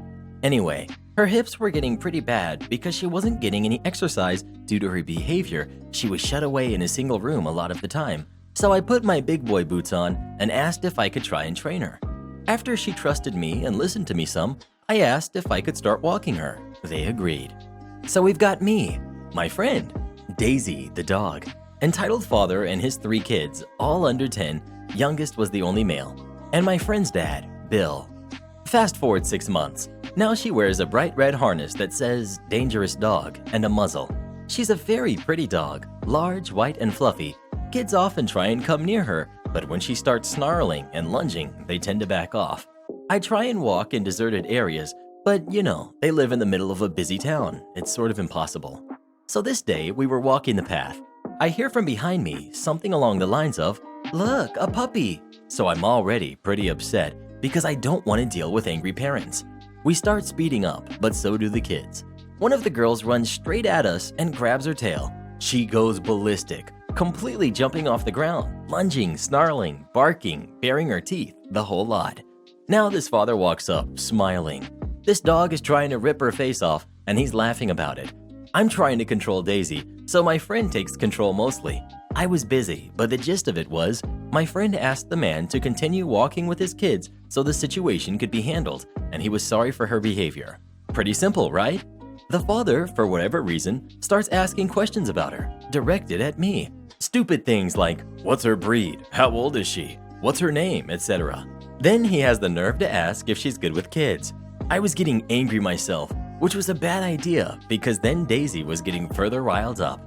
I'm going to add that all 3 of his kids were laughing at Daisy, which she hated. They kept trying to pet her. It was insane. I grabbed her collar and dragged her away. Note, never do this with aggressive dogs. I was using it as a last resort and only because she was muzzled. The family then follows us. One of the kids chased after us again. I yelled, "Seriously, will you buzz off?" Kid stops dead in his tracks and starts bawling. Father storms up to us and starts sort of yell whispering at us. You know what I mean? "You have no right to yell at my kids. They just want to play. You're clearly hurting this dog," etc. He then goes, "Let her off the leash and let her play with my kids. Take that disgraceful harness off of her and that thing on her face, and after that, we'll leave you alone." At this point, I was so close to saying, "Okay," but it would have ended badly for Daisy, and that's the only reason I didn't. The father sort of stands there like, "Well?" And I'm just standing there gobsmacked. My friend was on the phone with his dad, who had offered to come and defuse the situation. My friend's dad is a huge BSer, but he's so good at it. Luckily, he was only about 10 minutes away, so we all stood there, the father often trying to grab the leash from me. Luckily, just as he actually managed to grab it, my friend's dad comes running around the corner to the back of entitled father. He yells, "Excuse me!" at the top of his lungs, and the father drops the leash. I grab it and start running with the dog towards Bill with my friend. Bill continues towards entitled father, yelling about being an officer. He's not. They yelled for a few minutes, but one thing that really stuck out in my mind was, "I've got friends in all the right places. Boy, I could get you locked up for a very long time. Try and steal my dog or mess with my kids again, and your kids will never see you again." He promptly walked back towards us and asked if we wanted to grab some ice cream on the way home. It was a really scary situation, and we both cried once we got home, but it could have gone so much worse. Also, I'm sorry if this is written weird or if I'm missing some information. I have problems with spelling, and also my memory is pretty bad. Speaking of dogs, what's your favorite dog breed of all time? Please let us know. Poodles for the win. Hey Karen, read us that new review that we got on the podcast today. It's me, Mario, says, "Awesome and super funny. Just don't listen to it in public. You will get weird looks from people around you because you're laughing so hard." Thanks, Mario. So glad you're enjoying the Misdirected podcast. Available on Spotify and iTunes. Wash your hands, please. It seems that the cafe I work at attracts the crazy ones. For backstory, I work at a cafe that's doing takeout only and having employees wear masks in compliance with city and provincial orders right now. And for the most part, we're doing pretty well. We've even got to the point of where we hired one new employee to deal with the upcoming summer increase that we think is coming. The person we hired, though, was a huge mistake.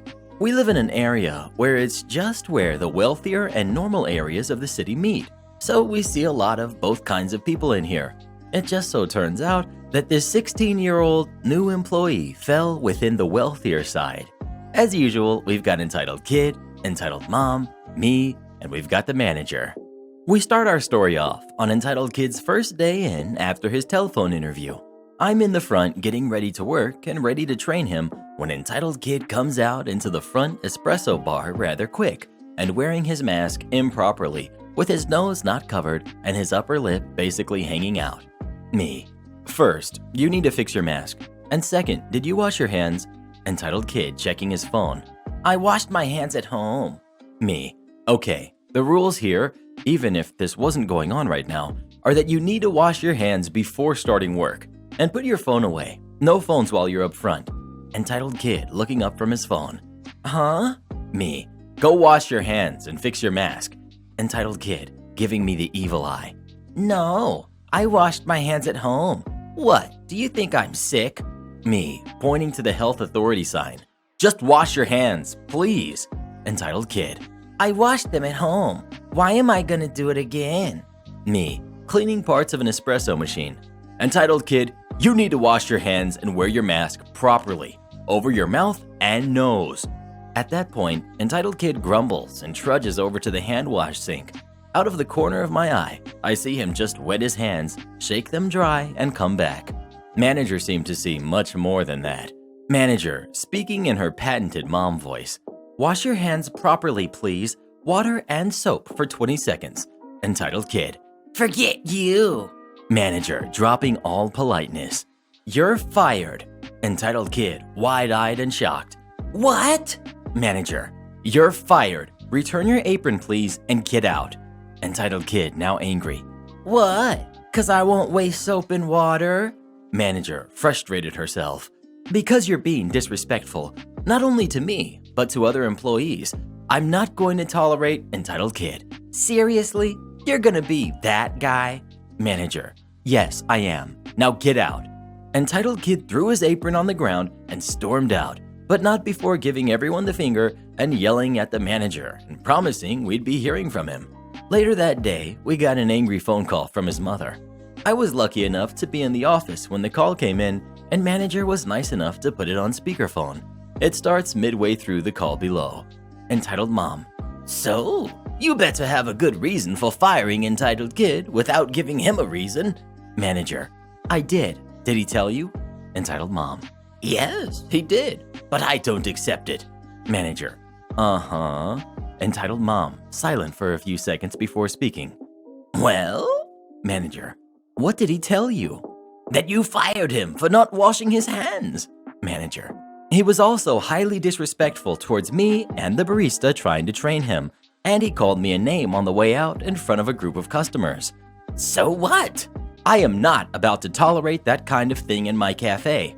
If someone else hires him, fine by me, but I'm going to be warning the other business owners in the area about him. Entitled mom, That's libel. Manager, "Then sue me, but I'm pretty sure no one will want him if he acts like that with them." Entitled mom, getting a higher pitched in tone. You're gonna regret that. Manager, "Uh-huh." Entitled mom, My son is in culinary sciences at school. Manager, "Uh-huh." He's already a culinary prodigy. He's gonna get hired at another cafe.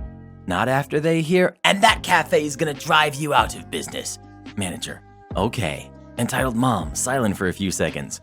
Why aren't you scared? I know how hard things are right now. I bet you're gonna go bankrupt in the next few days. Manager, "This conversation is over. What? My decision is final. Your son is fired. No! I'll be alerting all businesses about your son."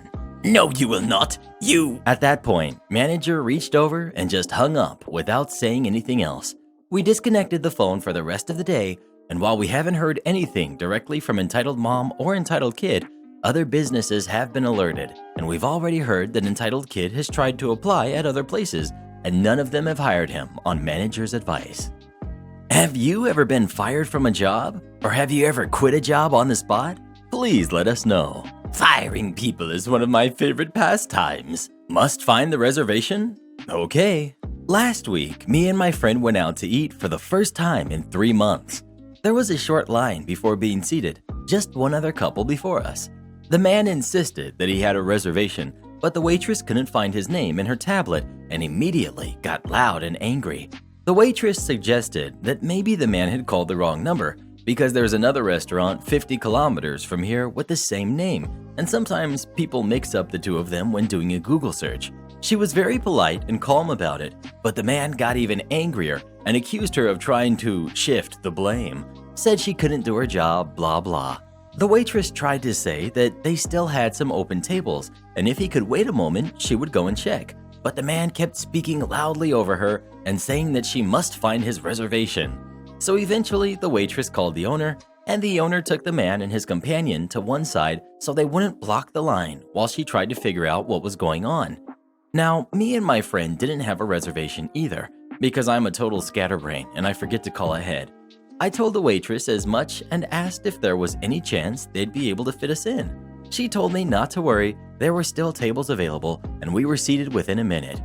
Our table was not near the entrance, so we didn't see what happened next, but the same waitress brought us our coffees at the end of dinner, so we asked her if everything was okay. Me and my friend had been talking about it, and we were appalled at the man's behavior. The waitress told us not to worry, that the owner had let him stew for a bit, and then she had called the other restaurant with the same name. The manager of that other restaurant had confirmed they had a reservation under his name. The man was very annoyed at being proved wrong and asked to be seated since they had been waiting a long time. The owner said that unfortunately all tables were full. Man: "But earlier you had empty tables. I saw it." Owner: "Yes, but you told the staff you didn't want to be seated. You wanted us to find your reservation. We have found your reservation. It's for a restaurant in another city. In the meantime, other people have come in and all the tables are full. We have no seats left." The man didn't take it well, but the bartender, a huge giant of a man, was standing nearby, so he scampered off in rage, yelling he was never coming back. I think everyone in that restaurant will be happy if he keeps that promise. Once all of the restaurants start opening back up, do you have one that you know you're going to be going to first? And if so, which one is it? Please let us know. I want some Chipotle, Mr. Reddit. It's been too long. Mess up my cousin's test scores? I'll mess up your life. So, me and my cousin go to the same public school, or rather went to before all this stuff started. He was a grade below me, so we didn't see each other that much. So it had been the day of this huge test for our school. My cousin, who we'll call Joe, finished first in his class. Then he made the mistake of not turning it in before asking to use the restroom. He left, and somehow the bully, who we'll call Mitch, in class got his paper and messed up his answers. He was the type that would go for anyone he knew would be an easy target, then wimp out whenever someone bigger challenges him. A ton of people saw, but no one spoke up because snitches get stitches. So my cousin turns it in, and then it unfolds. After school ends, we're out in the parking lot, and one of the kids from Joe's class comes up to me. Kid: "Hey, dude." Me: "Hey." Kid: "Mitch got Joe's test and messed it up." Me: "What do you mean, messed it up?" Kid: "Like he got the paper and erased the answers and put in the wrong ones." At this point, I was piecing it together. Me: "Why didn't you tell the teacher?" Kid: "I don't know." I hate that. You didn't know? I didn't know if they were messing with me like they've done before, so I waited a week. Sure enough, my straight A cousin failed horribly. I knew it was true now. Plus, I asked more students, and sure enough, a lot of them confirmed it was true. Honestly, pretty much all of them, except for the ones that didn't see anything. I was ready to ruin his life now. First, he lives down the street, so I knew his address. Then, thanks to an idea from a YouTuber, I signed him up for strange news outlets, Scientology, weird websites, etc., all with his full name filled in. I would wait patiently for the mail to come at his house. One day, me and my friends were skateboarding. The mail came. The dad came out, got the mail, greeted us, went back in. "Mitch!" erupted from the house. It was the loudest human noise I've ever heard. I felt bad, but didn't, all as we heard him getting yelled at by his dad. My friends just stood there, with no idea what I had just caused. Slowly, they got more and more letters, but I wasn't done yet. I had one more plan that was very risky. I had renamed my phone Mitch's iPhone. I planned to airdrop some crazy pictures to the family. Yes, I spared the 4-year-old and his little iPad where he probably watches Baby Shark on loop. I wasn't sure how I would do it. I kind of slid across the gate to get to that side of the house. I'm trying to figure out what to do. But thank God, thank you Lord, they had the worst thing ever. No Wi-Fi password. The rest is history. Monday, he comes to school saying someone sent crazy stuff to his family, and they all think it's him. The kids from his class got 2 more brain cells and told the teacher what Mitch did. My cousin got to redo the test or something. Mitch got an F on his report card and lost a lot of friends after his other brother told everyone what happened. The only one that knows what went down is my cousin. And boy, does he owe me one. On a scale of 1 to 10, what would you rate this revenge? Please let us know. He did a great job. Looks like I won't even have to speak to his manager. Entitled Mom wants full refund and replacement order. Reading some of these stories has brought back so many memories of when I managed an ice cream shop in a very popular, very busy tourist destination in a coastal city in Texas. There were lots of restaurants, souvenir shops, etc., all with a nice view of the bay. Anyway, I'll get to the story. Setting: July in Texas. Very hot outside. At a very crowded tourist destination. At the ice cream shop. Cast: we've got Entitled Mom. We've got me. I was also the general manager. and we've got the cashier. It's July, our busiest season at the tourist destination. So busy that I have an employee giving numbers to people as they enter, and they have to wait for their number to be called to be served. It's hot, and there's a line out the door and around the corner. Cue the entitled mom. Cashier calls out a number. Let's just say 97. Keep in mind, we're extremely crowded, so we're basically screaming the numbers. No response. Cashier calls 97 3 more times with no response. I tell him to move on. We don't have time for that. As soon as cashier calls for 98, guess who shows up? Entitled mom comes to the counter, already mad. Entitled mom. You skipped my number. I've been waiting forever. Cashier looks at me, and I come by to explain that we call a number 3 to 4 times, and if we don't get a response, we have to move on. She didn't like that. Entitled mom to me. That's a load of BS. Let me talk to your manager. No one called my number. I was listening. Me. There's no need for that. I'd be happy to serve you. What can I get y'all? I send cashier to help 98 instead and take over. Entitled mom. Well, I don't know. Tell me all the flavors. Me. Ma'am, all the flavors are labeled, and you can sample any you like.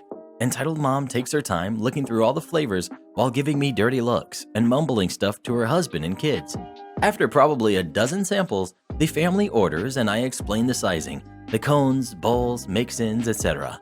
They all order cones with ice cream that has several mix-ins. This is important because the more stuff you add, the softer the ice cream gets. So entitled mom pays, complaining the entire time about how expensive it was and how I was overcharging them, blah blah blah. Whatever, I finally get them done and I move on. 5 to 10 minutes later, I hear yelling and cashier waving at me to come over. I ask someone to take over my current customers and I go to cashier. Entitled mom. I want my money back. Me. I'm so sorry, ma'am. Can you explain what the problem is? Entitled mom. We started walking around outside, and this overpriced ice cream started melting all down our hands and got all over my kids' clothes. Me. Well, ma'am, it's about 102 degrees outside today, so unfortunately, ice cream will inevitably melt. That's not an excuse. I paid good money for this ice cream, and I want it all refunded and replaced. At this point, I'm in awe of the audacity of this lady. I'm wasting my time dealing with this complaint while over 100 people are waiting to be served. Me. Ma'am, I'd be happy to give all of you cups, and you can turn your cones upside down into them. That'll stop it from getting everywhere and make it easier to eat. Entitled mom. Get your manager, now! Me. I am the manager, ma'am, and unfortunately, I cannot refund or replace your ice cream because of the heat outside. Entitled mom starts screaming, calling me names, and asking for the owner's phone number. Obviously, I'm not giving my boss's number. I gave her the number for corporate and told her to enjoy the rest of her day. She continued to call me names and tell me I'll be fired because of this. I continued calling numbers and helping other guests. Eventually, she starts bothering my other customers and they basically tell her to shut up and get out. Corporate called me the next day asking if this was a real complaint. They apparently thought it was fake because it was in all caps and one long sentence. We laughed about it and moved on with our lives. Speaking of ice cream, what's your favorite flavor ice cream of all time? Please let us know. I could go for some Rocky Road. Midterm project. Several years ago, I worked as a German teacher at a local middle school. I was hired as a long-term sub for a single year, teaching an intro class which lasted 3.5 months.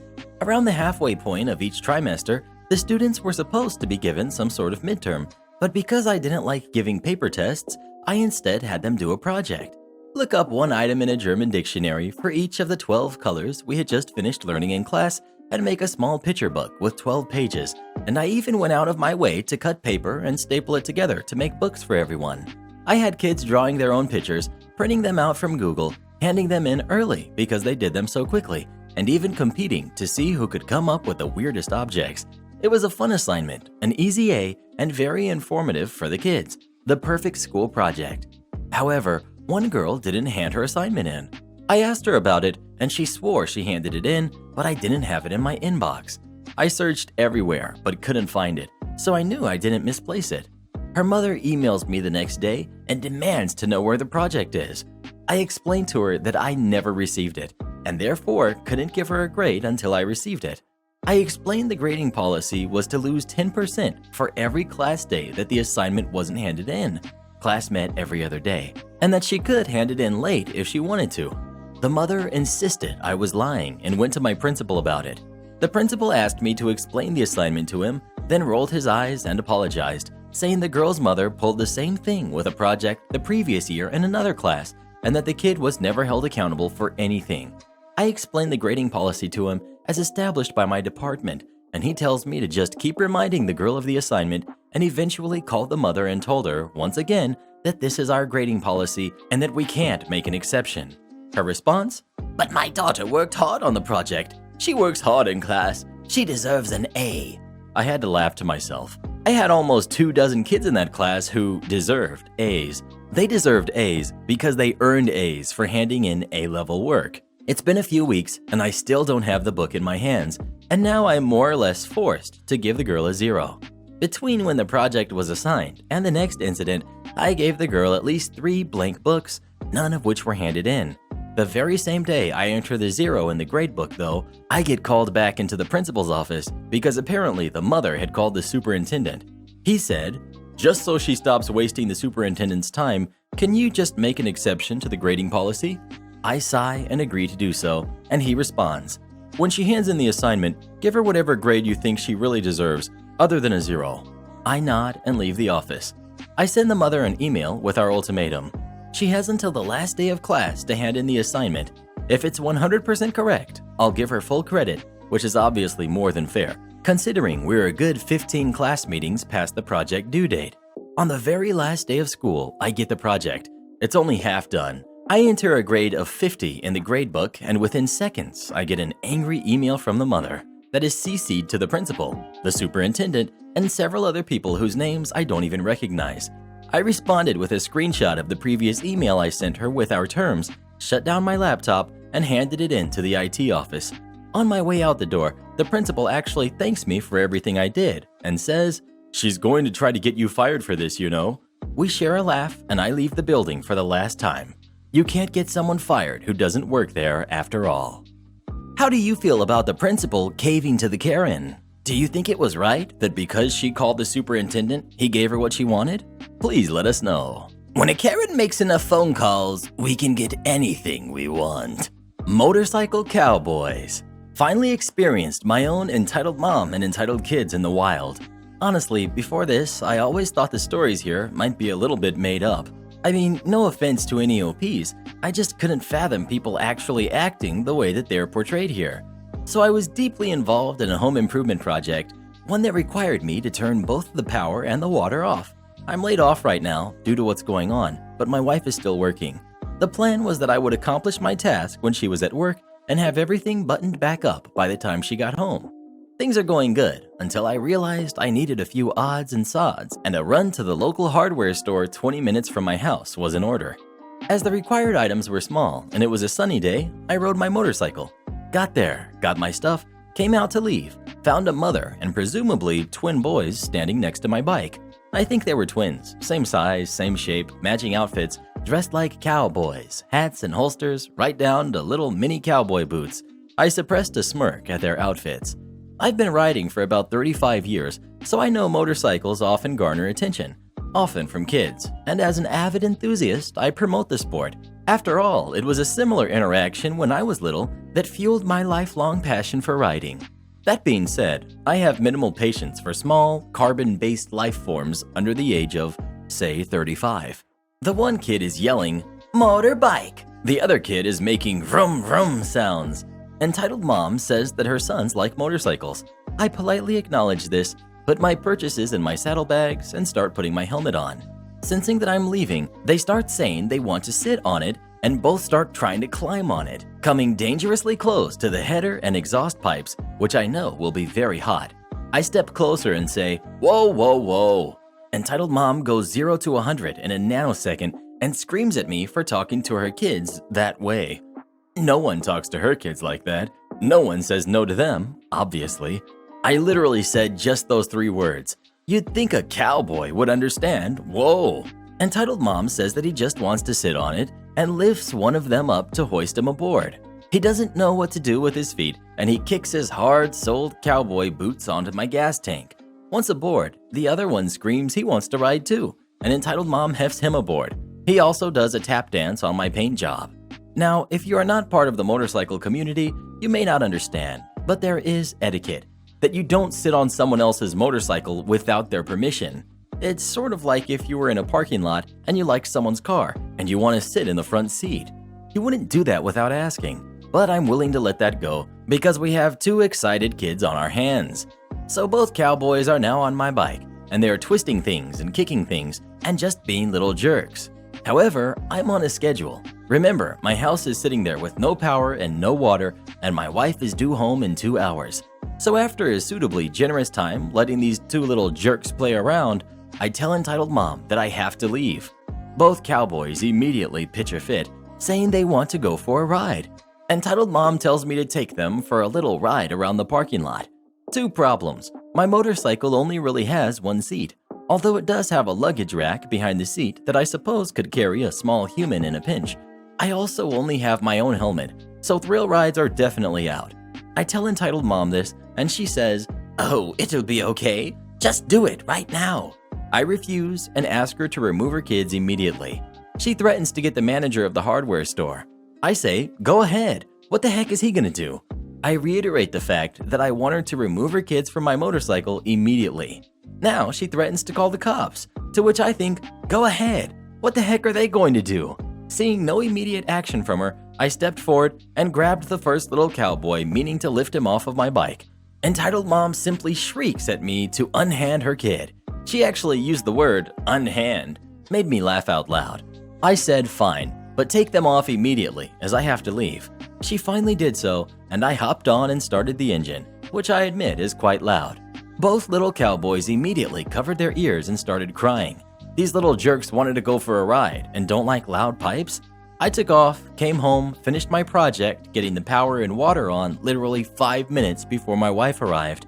When she came home, I was telling her of my story about this incident when my phone rang, and it was the local police service. Entitled mom had actually reported me to the police via my plate number and said that I was operating a motorcycle in a reckless manner, endangering her kids. The cops said because they didn't respond to the scene that I wouldn't receive a citation, but it was more of a courtesy call. I explained the whole situation back to him, including the part about her wanting me to take the kids on a ride, and his tone immediately changed. He said that things made a lot more sense now hearing my side. He thought the whole story sounded a little bit fishy. Nothing more would come of it. From this day forward, I will never again doubt anything I read in this sub. Entitled moms are out there, people. Be careful. Do you like motorcycles? Have you ever been on one, or would you like to ride on one? Please let us know. He should have let them go for a ride. I just don't know what his problem was. I guess the grocery store employs dog trainers now. This was a while back when I worked at a pet retail chain as the lead dog trainer. Where I worked was a short walk to the grocery store, and I often would go there on my lunch break to grab something to eat. I got confused for an employee many times, but this one took the cake.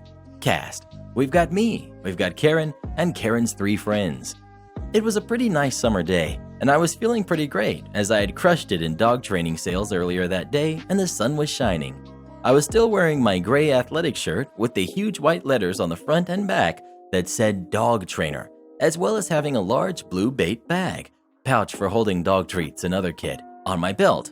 I was kneeling, grabbing a box of plastic spoons when I heard Karen. Karen.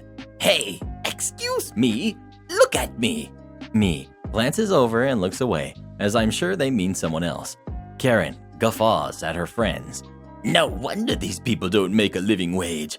I can't believe how rude employees are these days. Hey, you, look at me when I'm talking to you."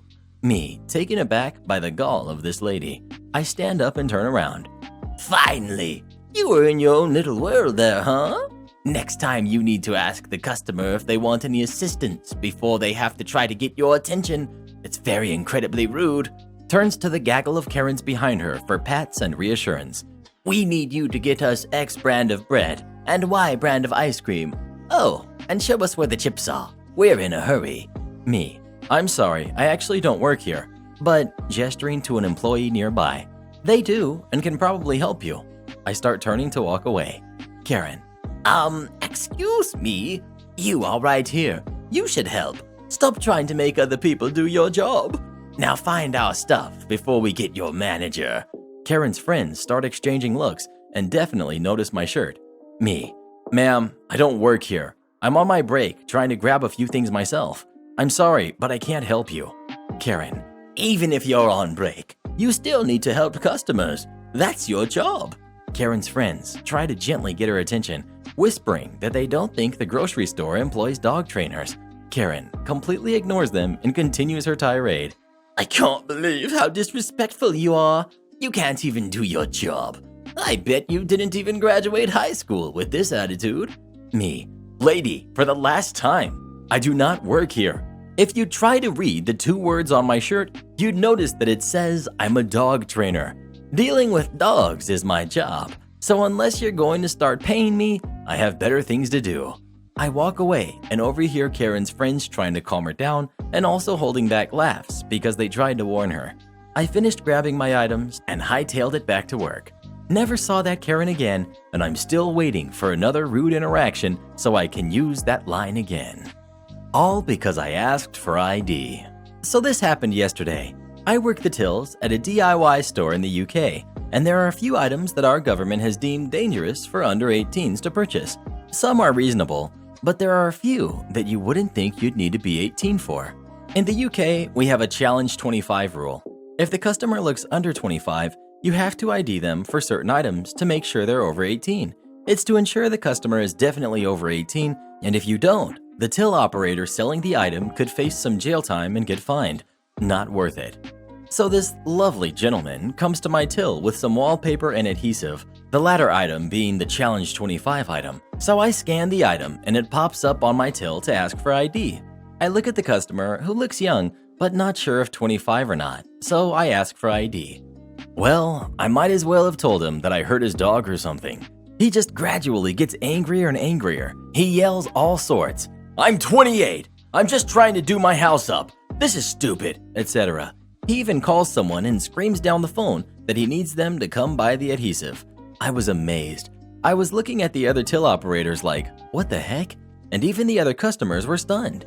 Really wasn't helping his cause to look like a reasonable adult when he's throwing his dummy out the pram and having a tantrum. He doesn't have ID, so he buys no Challenge 25 items and storms off shouting, amazing. But wait, there's more. As he leaves, he throws his items and motorbike helmet to the floor outside and storms off to his moped. Again, not helping his cause. You only need to be 16 to ride one of them in the UK, and comes stomping back to the door. He comes raging in, and now he's gotten himself so enraged he's pacing around, threatening to hit something. Okay, buddy. He says he's got his license, which is a provincial. Again, only need to be 16 to have one. So I ask to see his ID to check the birth date. He continues to pace, saying he doesn't want me to serve him, so I pass the item to the girl on the till behind me and ask her to sell this gentleman this adhesive, please. Unfortunately, she was in the middle of a transaction with another customer, so he had to wait. Nope. He throws his ID on her desk and puts his card on the card reader for contactless payment. Never mind, she had rung up the other customer's items and he was going to pay for them, and I still had the adhesive, so I raised my voice slightly and told him to wait at the side until she was ready. Once she had finished with her customer, she checked his ID slowly, sold the adhesive, and he was on his way, throwing a fit, still leaving the store. Myself and the other checkout girls just looked at each other like, what the heck just happened? All because I asked for ID, which he had in the first place. You may be 28, mate, but you got a lot of growing up to do. As my dad always says, you don't have to be a cannibal to get fed up with people. Hey Karen, will you read to us our new reviews on iTunes? Certainly. Robert Potato says, I'm such a big fan. I love all your videos. Thank you for your work. And I don't know if this works or not, says, these stories are great to listen to when doing just about anything. I love listening while drawing. Thanks for the reviews, you guys. We hope you continue to enjoy the Mr. Reddit podcast, available on Spotify and iTunes. So, Karen, what did you think of today's stories? They were horrible. Horrible? How dare you? These were some of the best we've ever read. Oh, shut up, Mr. Reddit. It's ridiculous what people like myself have to go through. Dealing with stupid people like yourself and your subscribers. Look, Karen, you can say whatever you want about me, but don't you talk about my re-army. Re-army. Most of your viewers aren't even subscribed to your channel. 70% if I'm correct. Well, I can't argue with that. That's true. Most of my viewers don't actually subscribe for some reason. It's because you're stupid, Mr. Reddit. No, I'm not. Alright guys, let's prove Karen wrong by making sure you're subscribed to the channel and turn on notifications. Pah, they're not going to listen to you. And if you'd like me, or Karen, What? to record a special message for you, come visit me on Fiverr, link pinned in the comments below. Never. And join as a channel member today, and Karen will give you a special shout out in the next video. Like heck I will.